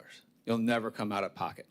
Your taxpayers will not pay for this program. This is violator funded, no matter what. And then I see that we are supposed to pick staff members I guess, who kind of oversee and review. Have we picked that? Is this I think it said the city manager will pick the staff members. There's a resolution that's included in the agenda packet to name staff that would be assisting the hearing officer. And we have discussed with code enforcement that the code enforcement staff would be doing that, as the code enforcement special magistrate has been named as the hearing officer for the way it's currently set up. And I would also note that the ordinance says, pursuant to statute, the municipality may also require the registered owner to pay municipal costs not to exceed $250 per violation. Now, that would be the cost of going before the appeal hearing officer, and that amount has not been set yet. So if the city decides that we would like to collect the costs that the city will pay the hearing officer to conduct those hearings, then we could, at some point in the future, establish the fee for the appeal hearing that the violator would be requesting in front of the code enforcement special magistrate, again, assisted by the staff that the code enforcement already has. So you get a $100 ticket, and then if you want to dispute it and take the time to come here, you have to pay another $250, and that pays for the special magistrate. Does that also pay for our staff's time? So the 250 is an amount not to exceed 250. Right now, there is not one, so there is no fee associated with the appeal. So that would be up to council in the future if you decide that you want to take that step. So if we don't, then our city eats that time for our code enforcement to be reviewing, for the magistrate, all of those things. I'm just thinking, if I got a $100 ticket and I'm busy, I might not take the time to do the 250. That's a whole thing. I have to be really passionate about it. And I think that is where this program is banking on people saying, I'll just go ahead and pay it. So I haven't really been for this program from the beginning. I will say I did look up your company, and it looked like one of the better ones. So I was actually very happy to see your name here instead of some other names. So that was kind of the silver lining, but I'm still not sold on it. That's okay. We're happy it was our name as well. And I do think the 250, just for the record, is excessive. I would not go to 250. You don't need $250. Your $60 will pay for almost everything. If there is a fine, and what you're going to find out, and just for history, I've been doing this for over 20 years, so I've seen a thing or two, right? So in the for a red light camera ticket, for example, there's a lot to dispute, or at least a question. Right? It's 2 o'clock in the morning. I did a slow roll on a right turn. Do I deserve that ticket? That's up to the judge and whatever you do with that. Were my tires on the line? Was it orange? Was it yellow? Was it red? What was going on, right? For speed, it's very easy. It's point A to point B. So there's very little to contest. If you're coming for any of the other aspects of that you would have with the red light camera. So your adjudication is usually very, very small, the request for a hearing. I know, I think I'm looking at, and it's not your company, but there have been ones that have been contested. The state of Georgia banned this, so there has to be some data to back that up.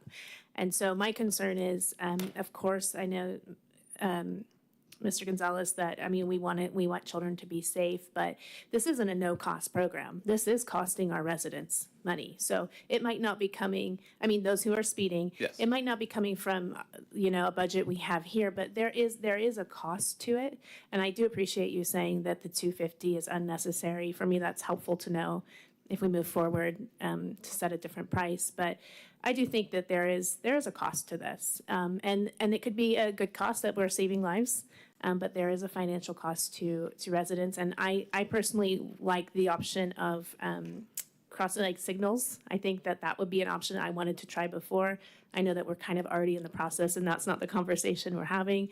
But I do appreciate you coming out and answering questions for us. Absolutely. I really do. And keep in mind, one of the things I think our company really does well, and what we stress, is public information and education. So nobody in this crowd is going to probably violate that speed camera because they know about it, right? They're going to be aware of it, right? The education has started when you pass the ordinance. Is going to start again tonight when we kick off the program. Apparently now we have a 60-day warning period. But you also, I would recommend, we do a press conference when it starts. Involve as many people as possible so people are aware of it. We've had departments where we have printed up and designed postcards, and not putting the major on the spot here, but the police have gone out at drop off and pickup and literally handed them to parents, just like, hey, just so you know, in 60 days, the cameras are going to go live. In 30 days, they're going to go live. So just be aware. So your local residents, hopefully, that's where you're going to get a safety drop, immediately, right, through the warning period and everything. So the people who drive it every day, hopefully they'll be educated and it'll slow down. So these cameras do work. So expect that. Whenever you look at budget, do not budget the money because it will drop. Like you're going to drop 80, 90% of these violations.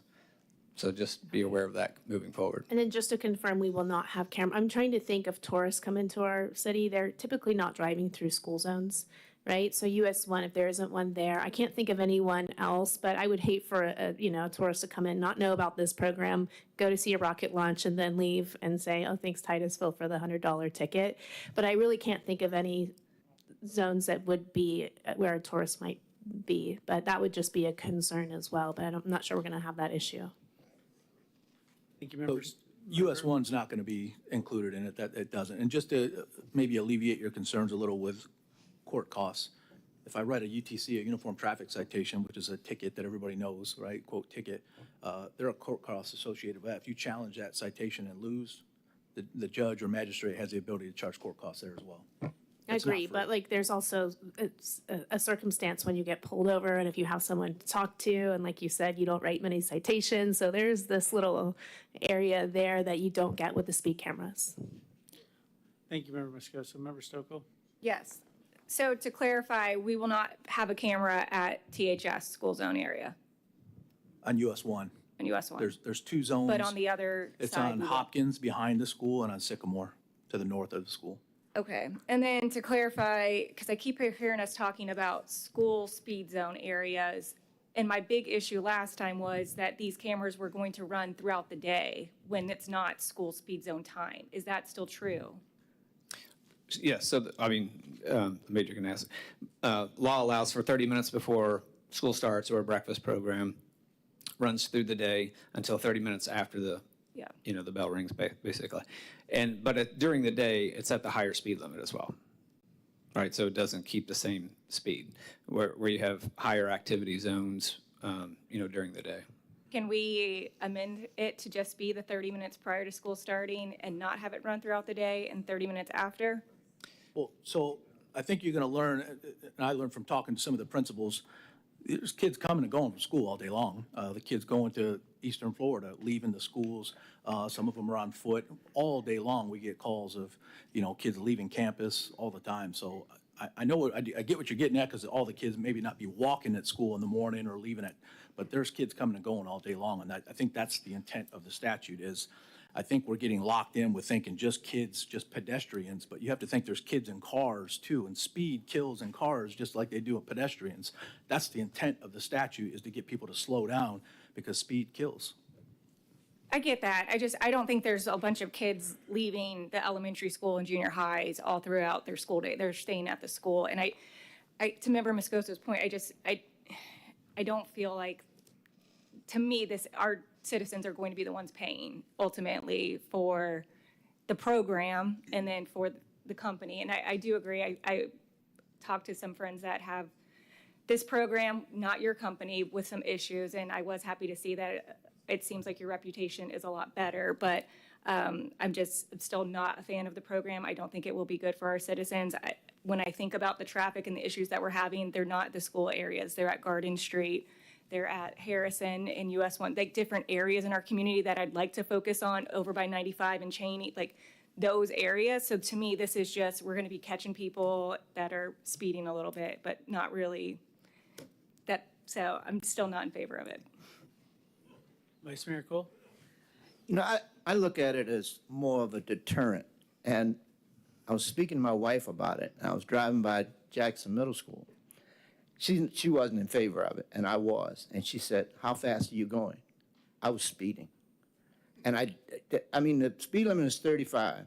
I probably was going more than 45 when I passed by it. I run by that school 3 times a week. and I see people speeding there. My concern, I understand the other concerns, but my concern is this is a deterrent. And once our residents understand that those speed cameras are there, I think they're going to drive with a little more caution. Because if you were out there giving tickets, the tickets would be much more expensive than $100, plus the fact that you get no points, and it doesn't go against your insurance. So I understand all the concerns of the other council members, but I think if we can save one child by these speed cameras, I think that we would be remiss if we didn't do it. Thank you, Vice Mayor Cole. Anything else, City Clerk? We received 2 additional cards. Okay. Kathleen O'Rourke. Those pesky epidemiologists, that's all I can say. I suspect that the main benefit of this program is financial benefit, okay? If we really cared about the students and protecting them, I also suspect, and I don't have a lot of knowledge, there's a lot more that could be done in terms of education, outreach to the families without this punitive thing. And people are making money, because I'm sure, no offense, you wouldn't be here if you weren't making money off of this program. Particularly, I agree, Dr. Stokel, having it all hours of the day is only going to lead to more fines and more confusion, and it's totally inappropriate. You know, I think you should look at research if you really want to protect students and say, what are the most effective programs for protecting students from automobile accidents? And yes, always something can happen anytime, anywhere. That's the reality of random effects and what happens. But is this really effective? It's effective at making a lot more money for this gentleman, a bit of money for the citizens, or for the county, rather, the city, rather, not the county. And it's costing people money. And I'm just really against it unless you could really prove that the real, true benefit is saving lives of students, and I suspect that is not. Thank you. City Clerk? The last card is Tony Schifolo.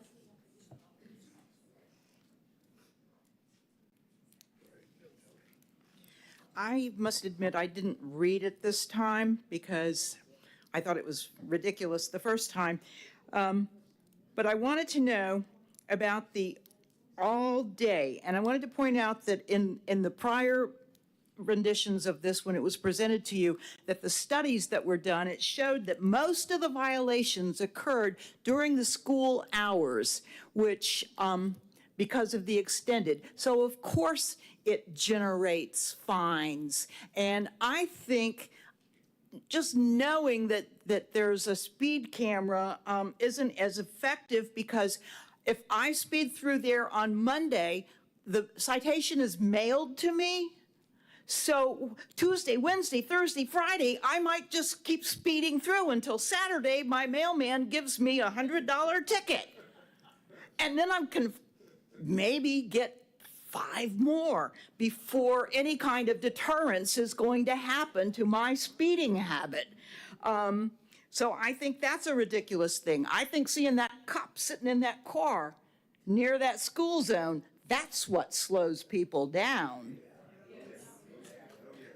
And I want to know if the speed is reduced to the school zone speed, which most places is 15 miles an hour, and you said, that, oh, that's not that way. How's the citizen to know? Does it stop at 8 o'clock if it's only 30 minutes before the school hour starts?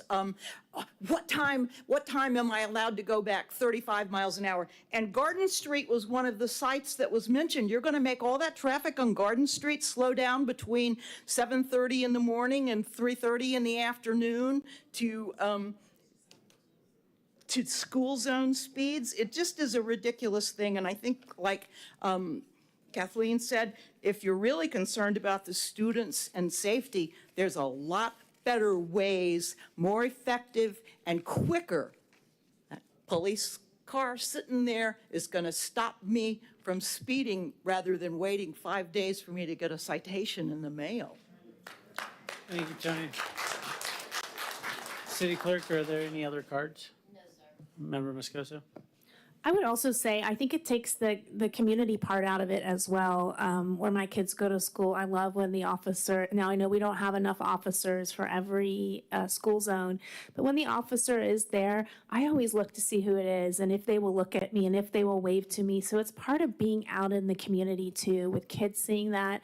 I mean, we have school resource officers. I know that they're not just doing traffic, but for me, it's that I think that it's a culture that we need in this community, especially at this point, not just let's get you tickets.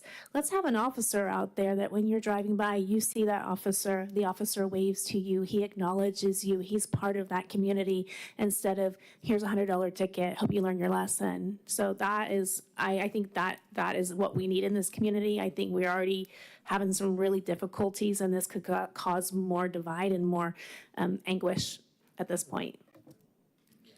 Vice Mayor Cole? I think the problem is we don't have, how many officers do we have out every day? About 8 or 10? How Yeah. many? Yes, about eight. Yeah, and we can ill afford taking those officers if, you know, if there's crime being committed, there are other things other than that. So I think it saves us, puts more policemen on the road if we do it that way. I understand, I don't disagree with what you just said. I would agree, but even whenever we have launches and they put that empty police car, I know everyone laughs at it, but it's effective. It's extremely effective. I'm sorry to give away your secrets. I slow down. It's not a secret at this point. But I mean, that is effective, and that just shows you that it's not always a ticket. It could be a sign, a flashing sign. It could be a police car. You know, I've seen in communities where they've had like almost like a fake police officer, and it's silly, but it is effective. And so I prefer looking at other options before we do this, because from what I hear from other communities, this could go really well, or this could go not so well. Major Gonzalez, how many school resource officers do we have? I think we currently have 10, but I think this next year we're going to have 2 more, 12 or 13. Yeah, and I think when we talked last time, it's really difficult for them to, you know, direct traffic, make sure kids are getting in and out of safe, and then also try to catch somebody speeding through that area. So you're right. We try not to use the SROs because we want them there for campus safety. I agree with you. I would love to put a police officer in every school zone every single day. That would be our best bang for our buck. The problem is people call and they need us and we have to respond. And that comes to, you know, it starts eating into your response time, which is really important to us. We want to keep our response times low and our availability. And not only that, it's not just speed that we're trying to combat. You want to be visible for burglaries and that type of stuff. So it makes it extremely difficult. And I agree, you know, putting a police officer in a zone is very effective. It even works against me, and I'm a cop, right? I see him, and whoa. But I will tell you, you get in the habit. So if it worked, if that really worked, we wouldn't have speeding in school zones, because we do details all the time where we put cops in those zones and we will hammer it. And then next week, guess what? Here, they're right back doing it again. It doesn't work. It just doesn't. You have to stay on top of it. These speed cameras are going to be there every single day, and people are going to learn. Even me, all of us, we're going to learn eventually. And I think it'll be successful. Again, I agree with everybody. Initially, I was really skeptical because I'm not a big fan of automated anything, especially when it comes to law enforcement. But I can promise you something, that technology in law enforcement is only going to increase. That is the future. Now we're looking at everybody, I mean, the country, they're looking at drones and all kinds of automated things. I think it won't be long and you'll see automated dispatch systems where you won't even talk to a person. It may be a AI. It's coming. I mean, whether I want it or not, it's coming. And so I think we're just getting in front of it now. Thank you, Major. Member Nelson? I understand what you guys are saying. I think it's great to have an officer out there, but I think this is a tool for them to use in conjunction with having an officer there. So the officer can be there, he can wave hi Megan, hi Sarah. You know, they used to get behind me and do things like slow down. But this helps them because they can't be every place all the time. So if it slows people down, And you're right, when I see a police car, I slow down. And the next day I come back.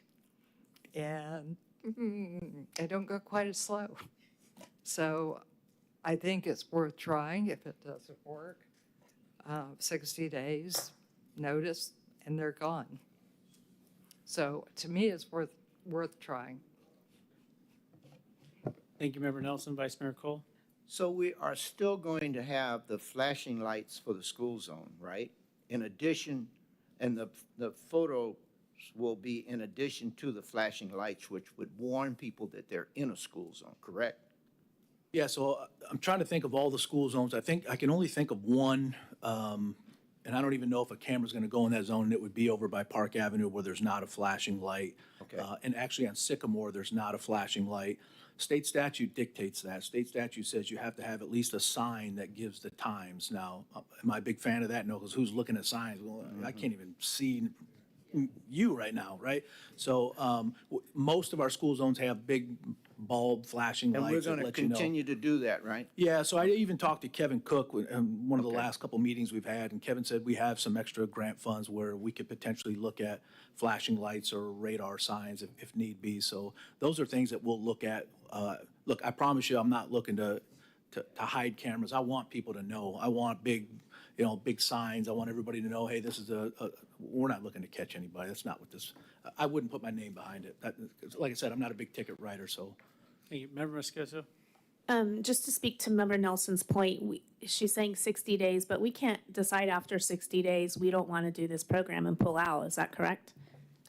So with us, with Ultimate, and having done this for 20 years, when we came to Florida with the school zone speed, I'd been through the red light camera experiment in Florida, right? So what happened in Florida was when red light cameras started in Florida, there was no state law. So it was all home rule. So your city would do it this way, that city would do it this way.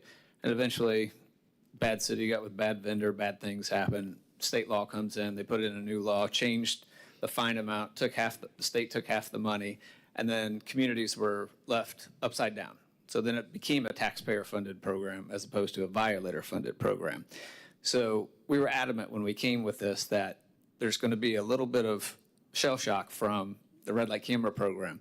So in our provision, and we're the only vendor that has this in every contract, that if you're not happy, we can't make you happy, you can give 60-day notice. It doesn't matter when it is.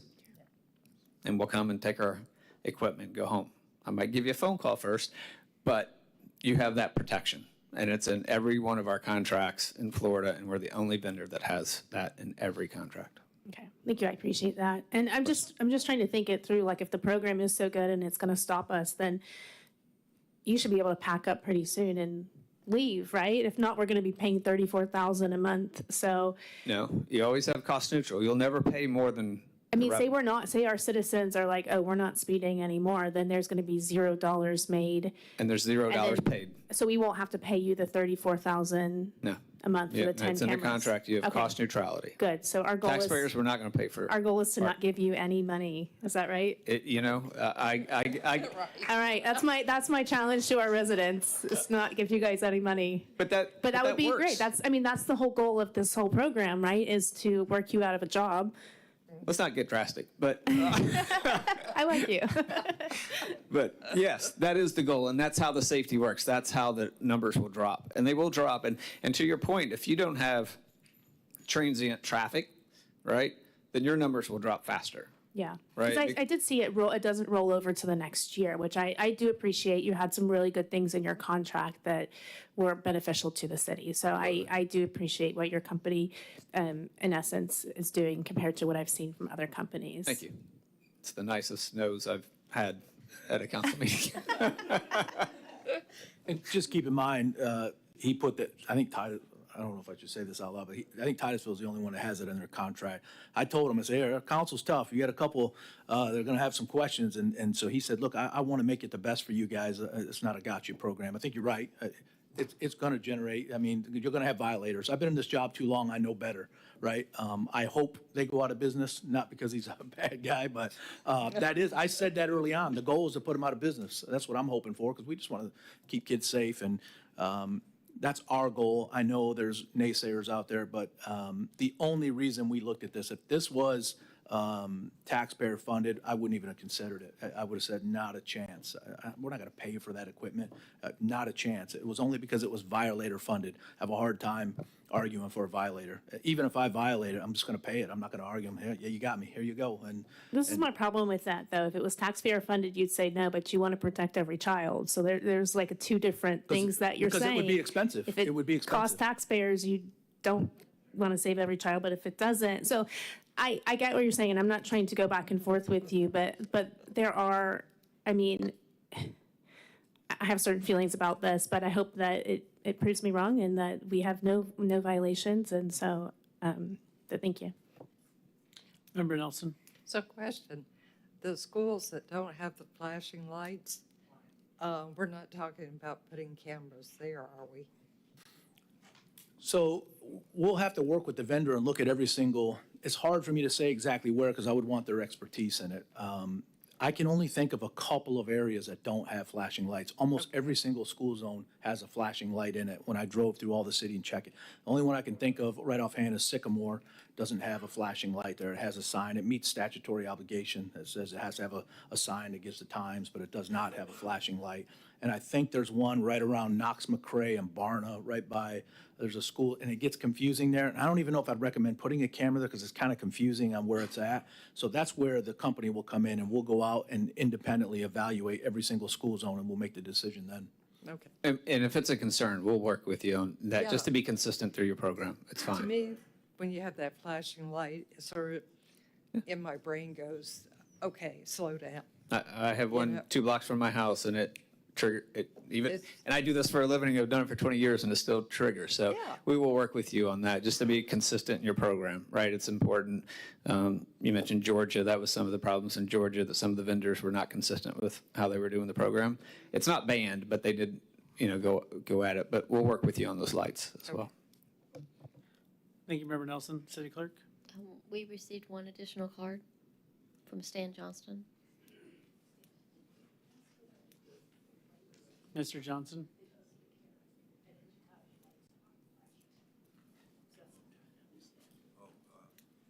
Are you going to put the cameras there anytime the lights are not flashing?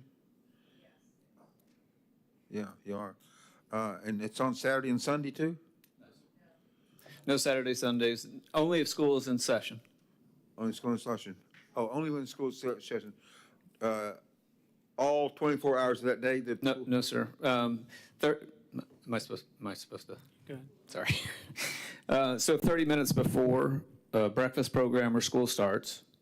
So let's call it 7:30. And the lights are flashing? Yes, sir.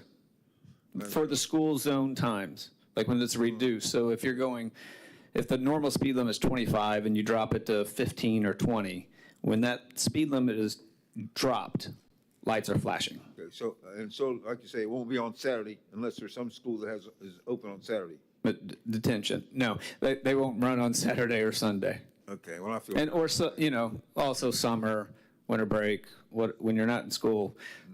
Technically, school's 180 days, so that's what you're looking at. Well, whatever your decision is, I think this guy needs a reward. He's done a fantastic job of answering questions. Which one are you pointing at? That one right there. Sorry, not you.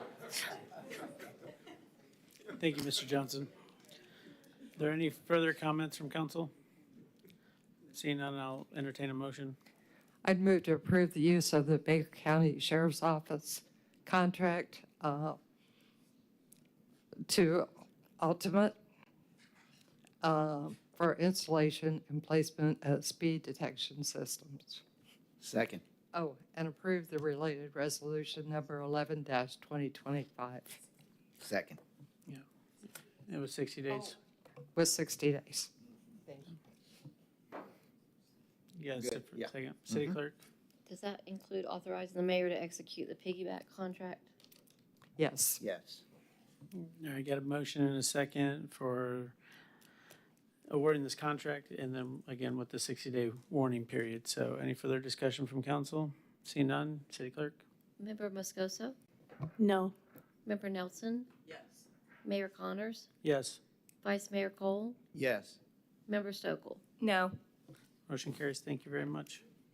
Thank you all. All right, now we're moving on to petitions and requests from the public, non-agenda items.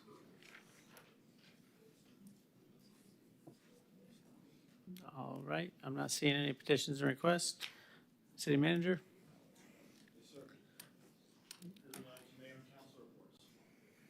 All right, anybody like to go first? Member Nelson? I would. I was talking to Marcia Gedke today, and she was explaining to me that we don't have food pantries as an authorized use in any of our zoning categories. So several of the churches have food pantries. North of our Charities had one down on Hopkins, and they want to go in with the Methodist Church to create a food pantry there, the downtown Methodist Church. So I would like advisability to have the staff come back to us, putting food pantries someplace in our zoning categories. Is that a motion? That's a motion. All right, is there a second? I'll second. All right, I have a motion and I have a second. Discussion, Member Moscoso?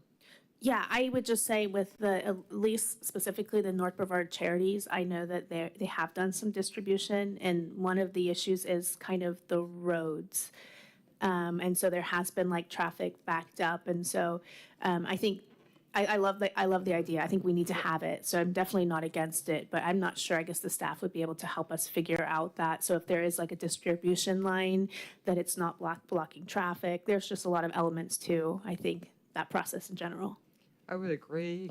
I think what they're doing is they are partnering with United Methodist Church downtown in the strip center. So it would be downtown mixed use. Maybe allow food pantries there, maybe a couple other places. Thank you, Member Nelson, and I would also say that there is a food pantry operating downtown already that isn't either one of those places you mentioned. Right. So, Member Stokel? Yeah, can I add to that with the advisability, speaking of North Brevard Charities, because they are running into some issues with their road, to see if there's any city property that they could potentially distribute at. When I met with them, I want to say it was a few months ago, they had inquired if the city had some type of property they would love to, maybe at the Moore Center, because they have an abundance of food that they would love to give out, especially fresh food. And so I'd love to help our citizens that way. So if that could be part of the advisability, I would definitely be in favor. All right, so I have a motion, I have a second. Do you accept the friendly amendment? We have a card. Yep. I'm assuming it's Mr. Johnson? Yes, sir. All right. I was just waiting for all the discussion and make sure we clarify the motion, but thank you. Mr. Johnson?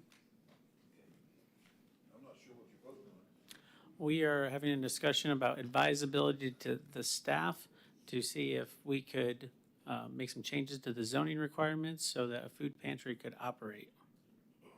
Oh, I'll pass. Okay. Thank you, Mr. Johnson. Did I get that right? Okay. All right. All those in favor say aye. Aye. Any opposed? Motion carries. Thank you very much. Thank you, guys. Member Nelson, do you have anything else? That's it. All right. Anybody else like to go? Member Moscoso? Sure, I'll just make this brief. I actually spoke with, first of all, I want to thank Mr. Bate. I thank you a lot, but he often goes out with me to meet with residents, and I really appreciate it. But I did speak with him about this, about possibly getting it, some information from our HR about doing a kind of I mean, I know we do a 3.5 COLA for all of our employees, but possibly looking into a tiered system. And as I spoke with Mr. Bate, his eyes got wide, and so since I don't have a lot of background or knowledge in this, I just asked if he could give me some information, because I know that there's like unions involved, like there's just a lot to it. But I would like to, I had requested records from many different cities.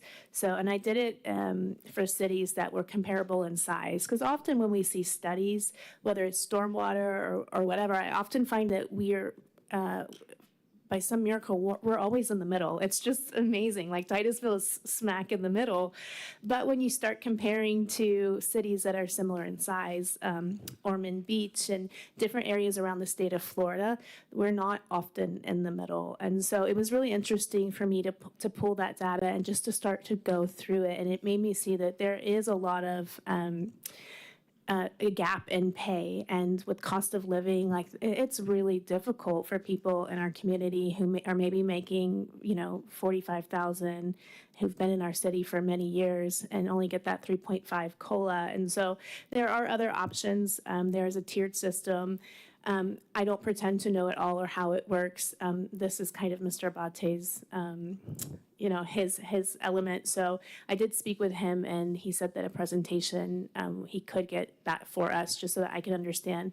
And also we spoke about, could you speak a little bit about the unions and how we're going to be in talks with that? And I asked for some more information so that I could be studying up on that, because I know that's coming up and that is a big topic. So if you wouldn't mind just sharing the discussion we had.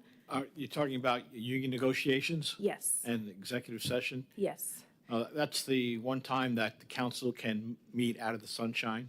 And that's what happens is the labor unions and HR city management negotiate. And then we get authority via executive session from the council to either meet the demands, to meet in the middle, or what are the limits of our negotiating authority is with the unions. And that occurs whenever the union contracts are up for negotiation. And this year, both unions, we have fire and police.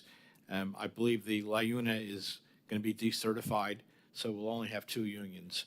And that's going to occur, I don't anticipate anytime soon, because we're waiting for, one of the things we have to come to council is if city management has a position, we have to know what that position is going to cost. And that usually requires an actuary or some statistical analysis. And we haven't done that yet. And I know the union, the same thing. If they propose something, they're going to tell us what they think it's going to cost. So we will come to the council with a quantitative analysis, you know, at executive session. And usually we'll have our labor attorney on the line to help guide us through the process. And that probably will occur in a couple of months.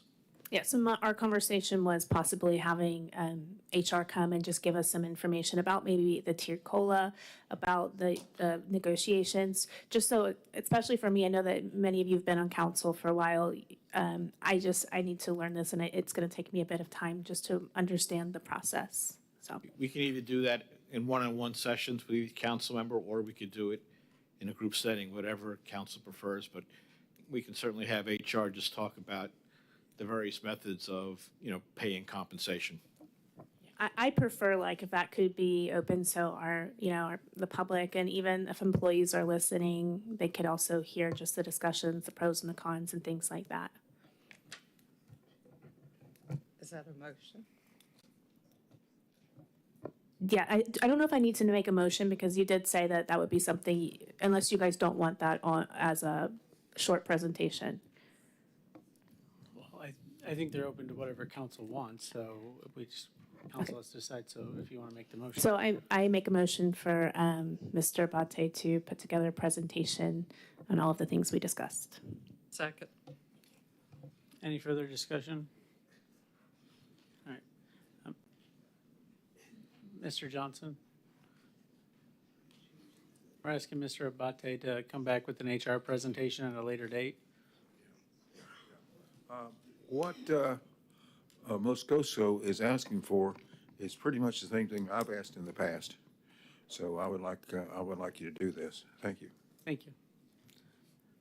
Mr. City Clerk, are there any other cards? No, sir. All right.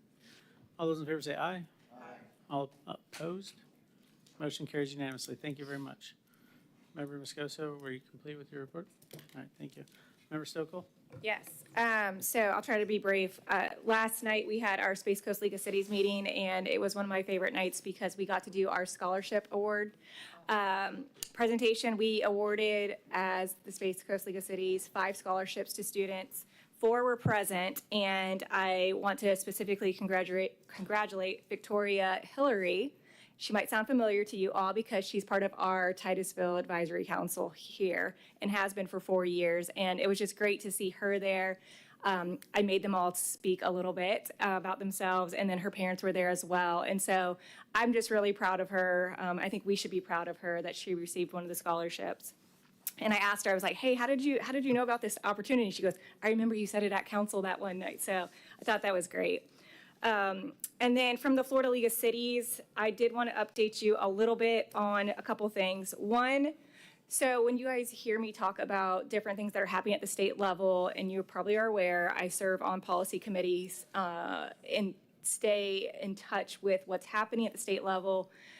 We as different committees get together and decide what our priorities are, what is happening in Tallahassee, what is the current temperature, and what should we be really advocating for.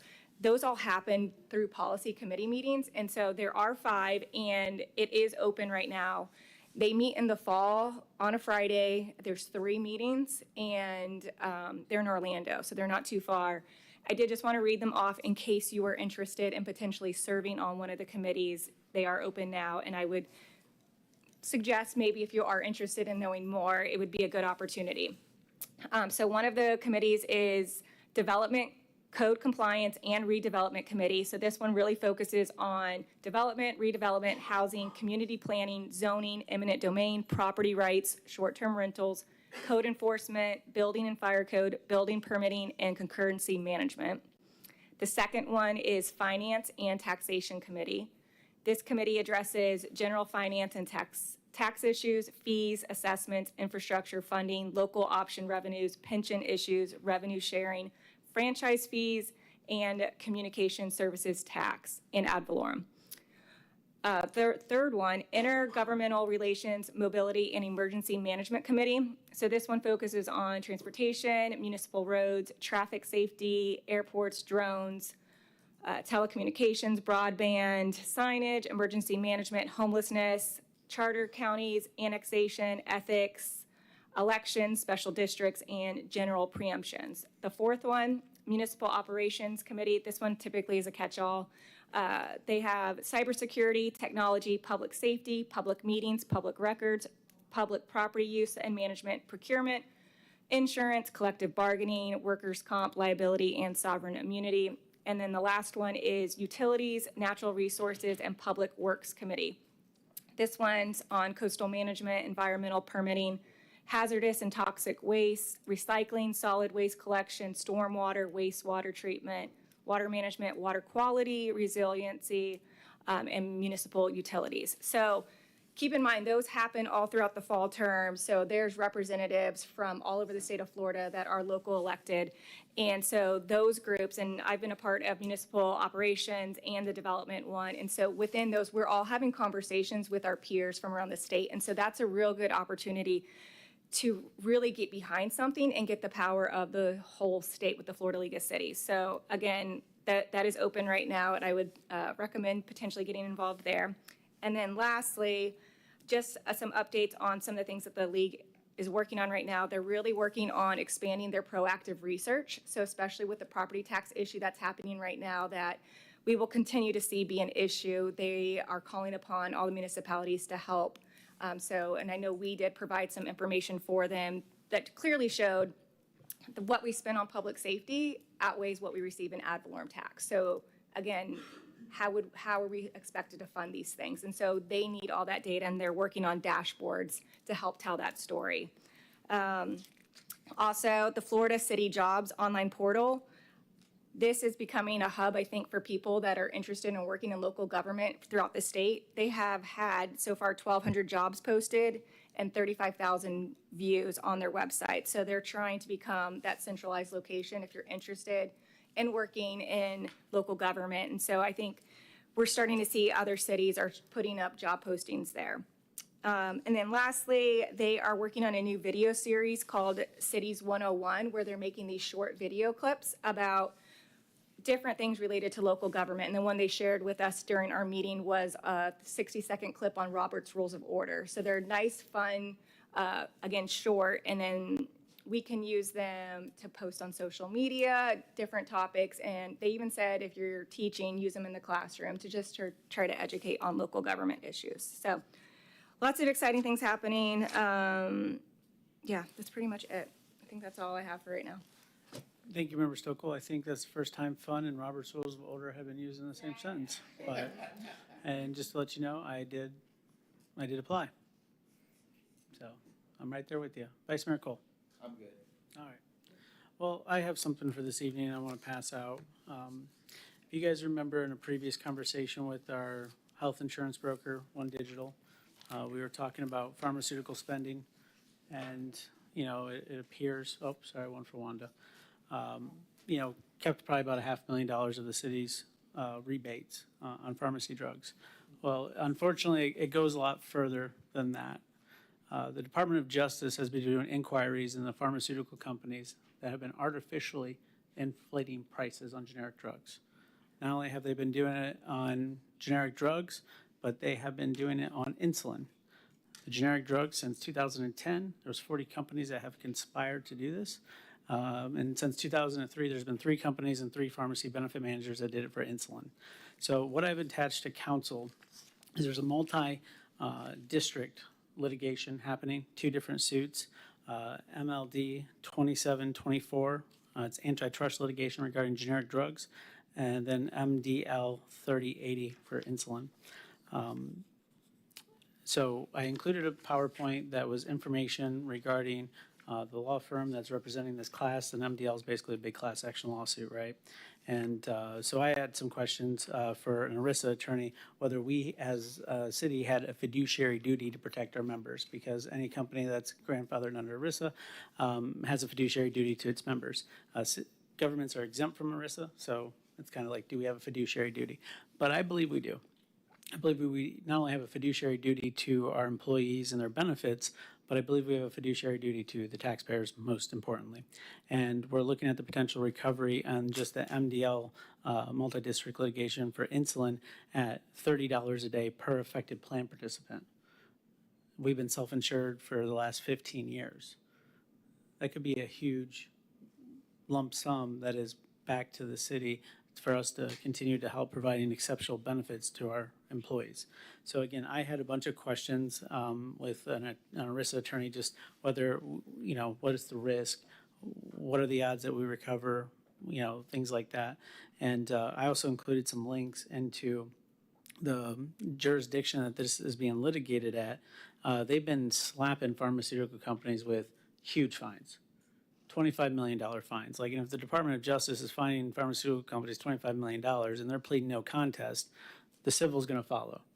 And I believe we have, from what I've been told, 3 to 6 months to join the list of plaintiffs. So it would be my ask of council if we could ask our city attorney to reach out to the attorney on record for these cases to get some information to see if it even would fit for us. But as somebody, you know, who's self-insured, so that means it's our money going into the pool, paying the insurance companies of the world, but not only that, paying the pharmaceutical companies that are artificially increasing their prices. You know, that's something where we got to hold them accountable. And with that, I'll ask if anybody has any questions on that. Member Stokel. Okay, sorry, this is not my area of expertise. So is your request to see if we should join in on one of the class action? So Is that what you're asking? I'm not asking us for us to jump headstrong into it. I'm asking that council ask the city attorney to have a conversation with the attorney of record to get some more information and report back to us of whether we think it would be worthwhile for us to pursue. The level of work on our side is very limited because all we got to do is provide them a list of all the drugs that have been filled since we've been self-insured. That's really Okay. the data request that we need if we were going to prove any damages, because I included the list of generic drugs. So you can see it's very, very Yeah. extensive, and you can imagine that we've had a lot of generic drugs filled, and again, we could be entitled to that money. So in the past, we have joined class action lawsuits before, and there was little that we've done. We just had to join it. We didn't have to do much work, and so I don't know if you all have any thoughts. Oftentimes, when we've joined them, we've received notification or an invitation to join through correspondence indicating that somehow we may be a party to that litigation. But I'm open to the suggestion made by the mayor. Okay. Yeah, if it's not costing us anything, just to see if it's just potentially something that we can join into to help our employees, yeah, I would be for that. Thank you. I can't make a motion, so I'm asking if somebody would. So I'll make that motion. Thank you. I have a motion by Member Nelson. Second. I have a second. Any further discussion from council? Mr. Johnson? All right, thank you very much. All those in favor say aye. Aye. Any opposed? Motion carries unanimously. Thank you very much. And with that, obviously, you know, it gets me thinking about the conversation that we had with our health broker. I think it is important that we look at everything, especially as we go into the union negotiations. So it would be my recommendation that we ask staff to not put out an RFP, but draft an RFP and bring it back before council for our recommendations and suggestions of what questions we should be asking. Because I want to make sure that the RFP is, I guess, strict enough when you're evaluating a consultant, because it's very difficult if you don't have that area of expertise to know what questions to ask. I say this all the time, like when people ask me about hiring a city attorney. I can't judge if they're a good attorney. I'm not an attorney, you know, so I think this board does have some expertise to provide in regards to the questions being asked on the RFP. Typically on RFPs, like a benefits consultant, it asks how many governments you work with. And I don't know if you know that our health broker pretty much has every municipality in the county, and including the county. Just because they're working with everybody doesn't mean they're exceptional about what they're doing. So I think that is something that we need to be critical of and make sure that we're, again, having our employees' best interest at heart. So that is my recommendation to council, and I hope, you know, that we can dive into that a little bit. I need another motion, but I can't make it. So again, it's for me to convince you guys. So you're going to have to explain specifically what you want. Yeah, So can you clarify? I would Yes. like to ask the staff to draft an RFP and for a benefits consultant and provide that to council so that we can make a recommendation of what the RFP could say. Herman? Wait, I have still a question. So we already have a benefits consultant. How long is their contract for? Or do we know? Per their conversation that they had before us on this dais, they were as needed. Okay. So they weren't continuous use. So this is something that we could potentially do if we're not locked in, is what I'm wondering. We are not locked in, that's correct, but we just renewed to the end of this fiscal year, but for 26, we could do an RFP. Okay, and if I'm hearing you correctly, you would like to see that RFP. So typically staff will put it out and they get to decide, but you want to see what does that RFP look like? Correct. Okay, and yes, that's fine, and I can make that motion. That's my motion. She moved. You just say so moved. So moved. So seconded. Second. Yeah, thank you. All right, any further discussion? I'd like to make a point here. You can come up to the microphone and talk. Because we are putting out cards because this is a motion to, ask staff to do something.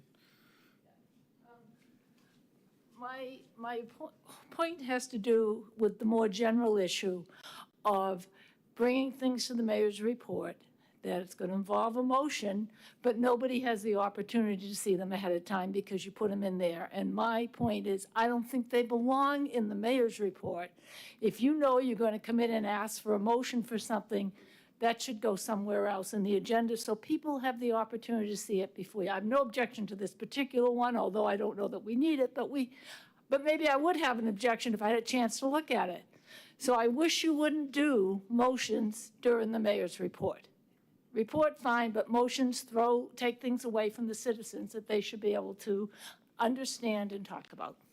Thank you very much. And I appreciate that, and that's why we just asked for advisability on the first thing, and they'll come back to us, and we'll have that fully on the agenda.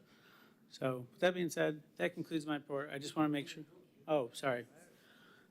Apologize. All those in favor say aye. Any opposed? Motion carries unanimously. Thank you very much. And with that being said, we have a lot of awesome things going on in the city. My calendar is full, and I think there's a very positive energy going on right now. But with that, Snickers aside, there's a very positive energy going on. City Manager, your report. I've got nothing on the city manager's report, either for action or info. All right, City Attorney? Yes, as you guys have received my correspondence, it is my intent to resign effective July 4th, 30 days from the notice. And at this time, it would be appropriate if the council would like to discuss a different effective date and also direct staff to begin the process of hiring an assistant city attorney. Council? Member Nelson? I'm fine if that's the end date. But I would like to have us hire a city attorney before we look for an assistant, because I think that person needs to have some input into whoever we hire. So maybe start the process of advertising. That was our intent, was to, in about a week or two, to actually put out the solicitation for the assistant, so that it would run past the time that we would get the city attorney on board, so that person could have the opportunity to provide input to council. Obviously, council makes the final decision on both attorney positions, but it would be good that the city attorney coming in would know who's going to be his or her assistant. Okay, that works. Thank you, Member Nelson. Member Moscoso? I would request possibly a rundown of what is being handled right now in the city attorney's office. Have we had any new lawsuits, things like that? And so I'm not sure if that's something you could give us during our next time that we meet, but just so that we have an idea of what's going on. We've been working diligently to fill that gap. Obviously, with Chelsea being on board until July 4th, we do have a little breathing room, but there are a number of options we're looking at, and a couple of them I think are going to come to fruition. We do have a retainer with the firm that council approved back on May 13th, and that person has expressed his willingness to help us out. And so I think I'm a lot more comfortable now that we'll have some legal overlap. But we haven't finalized it yet, but I anticipate having, within a week or so, having a firm commitment that will have continuous coverage. Yeah, I think more, speaking of what like lawsuits do we currently have, what's in progress, things like you that. want to know what's pending from legal perspective? Yes, yeah, I think Well, I that. can tell you there's all kinds, always we have a number I'm of- sure. I just think it would be helpful for us Right. because oftentimes we have someone come in and say, I'm suing the city, and we have no knowledge of it, or if it's true or if it's not. And so I just feel like maybe before Chelsea leaves, that might just be helpful for us to have a kind of a pulse on what is happening in the city. You guys are going to get that to us, right? Sure. There's not any new litigation that is different from the last council meeting. There's constantly things that are brought up, and I'm not sure, I guess, what I need clarification is what level of detail are you looking for? Yeah, I think you would really like to know like what it is that you're working on right now in this process. And so to have that information, I think would just be helpful as it passes on, because we really don't know what's passing from your hands to the next attorney. And so for me, that would just be helpful considering all that's happened. Sounds reasonable. All right, thank you very much. Is there any action that's going to be taken on that matter? I do not see any. All right, I We believe. do have two cards. Oh, we had a. Kathleen O'Rourke.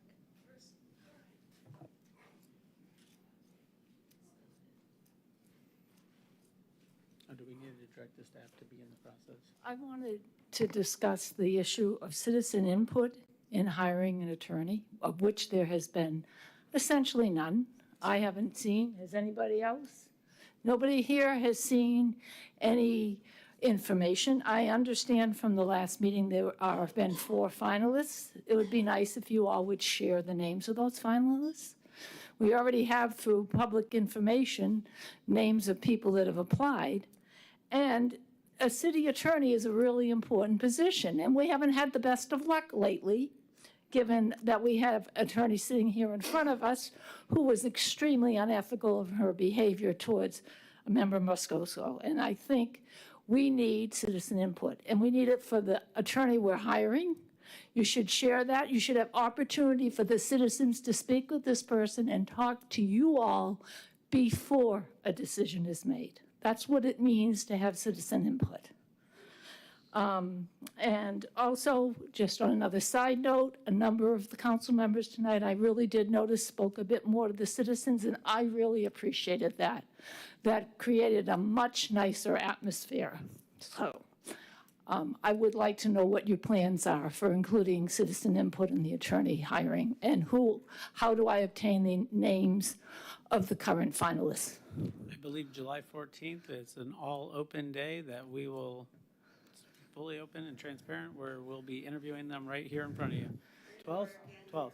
Can't hear you. 12th. I can't even hear you when July I'm. 12th. July 12th, It's a the very- process is that we're going to have an opportunity to make an official recommendation. How is that process going to work? Or do we just get to hear them talk and we don't have any input? City Manager, would you run through the order of operations? On Saturday, July 12th, there'll be an all-day process. It'll start out with all 4 candidates being brought in, and we're going to be setting up individual offices for each candidate to have a one-on-one with each council member.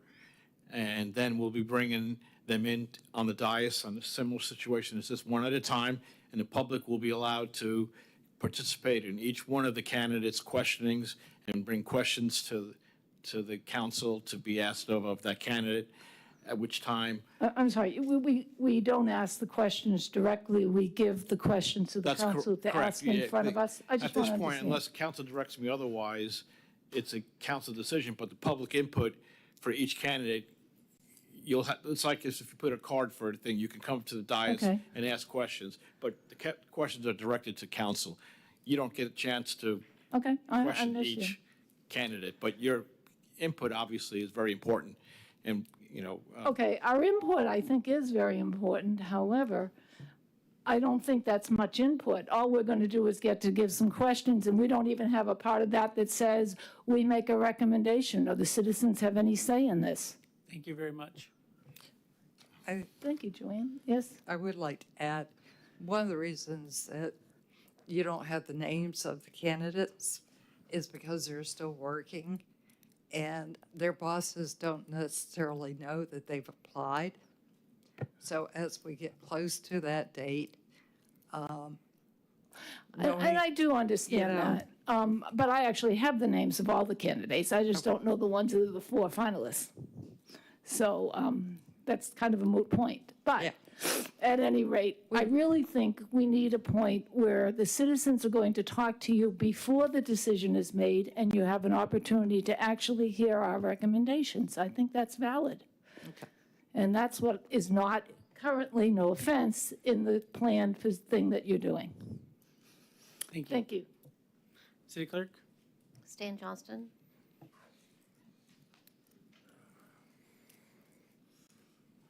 My name is Stan Johnston, and I think you know me from writing this just recent letter that I sent to the president.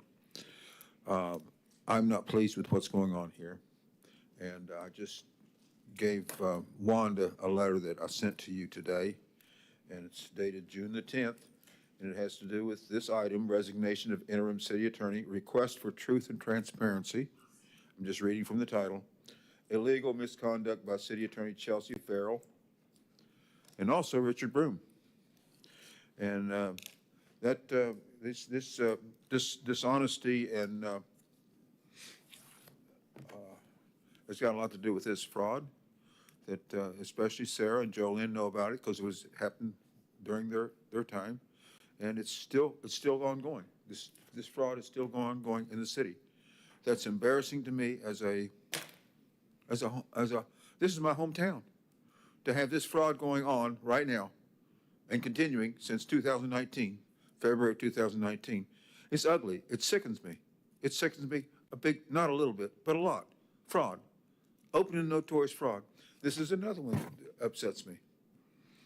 What you guys are doing including Chelsea and other people, 4 out of 5 council members, it's ugly and dishonest. Ugly and dishonest. So I see that Chelsea is just at the tip of the, what do you call it, the tip of the, whatever it is. It's just that, I mean, it appears to me we've trained her to be dishonest. That's what it looks like to me. And I think what I'm asking in this is a report made of why she's leaving. We know she's confessed to some, right before, she confessed that she did the wrong thing. I would like that in a report. I think I deserve it. I deserve it as a citizen of Titusville because it doesn't involve just her. It involves who trained her and why she was doing it. I do not like this, and in fact I believe that what should happen here is the council should look at this request for resignation and decide whether to accept it or not, because you still can fire her if she's done something bad. What I've heard is she's done something not bad. It's horrible. It's just absolutely horrible. It's a disgrace not to just Moscoso and her family. It's a disgrace to mine too. Mr. Cole shouldn't allow this. I mean, he's been in the military. You shouldn't pass up things like this. I was in the military too.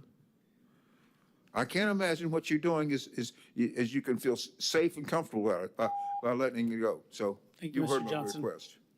Thank you. City I don't Clerk, appreciate you ignoring what I asked, but that's what you'll do. Thank you. I appreciate you. City Clerk, are there any other cards?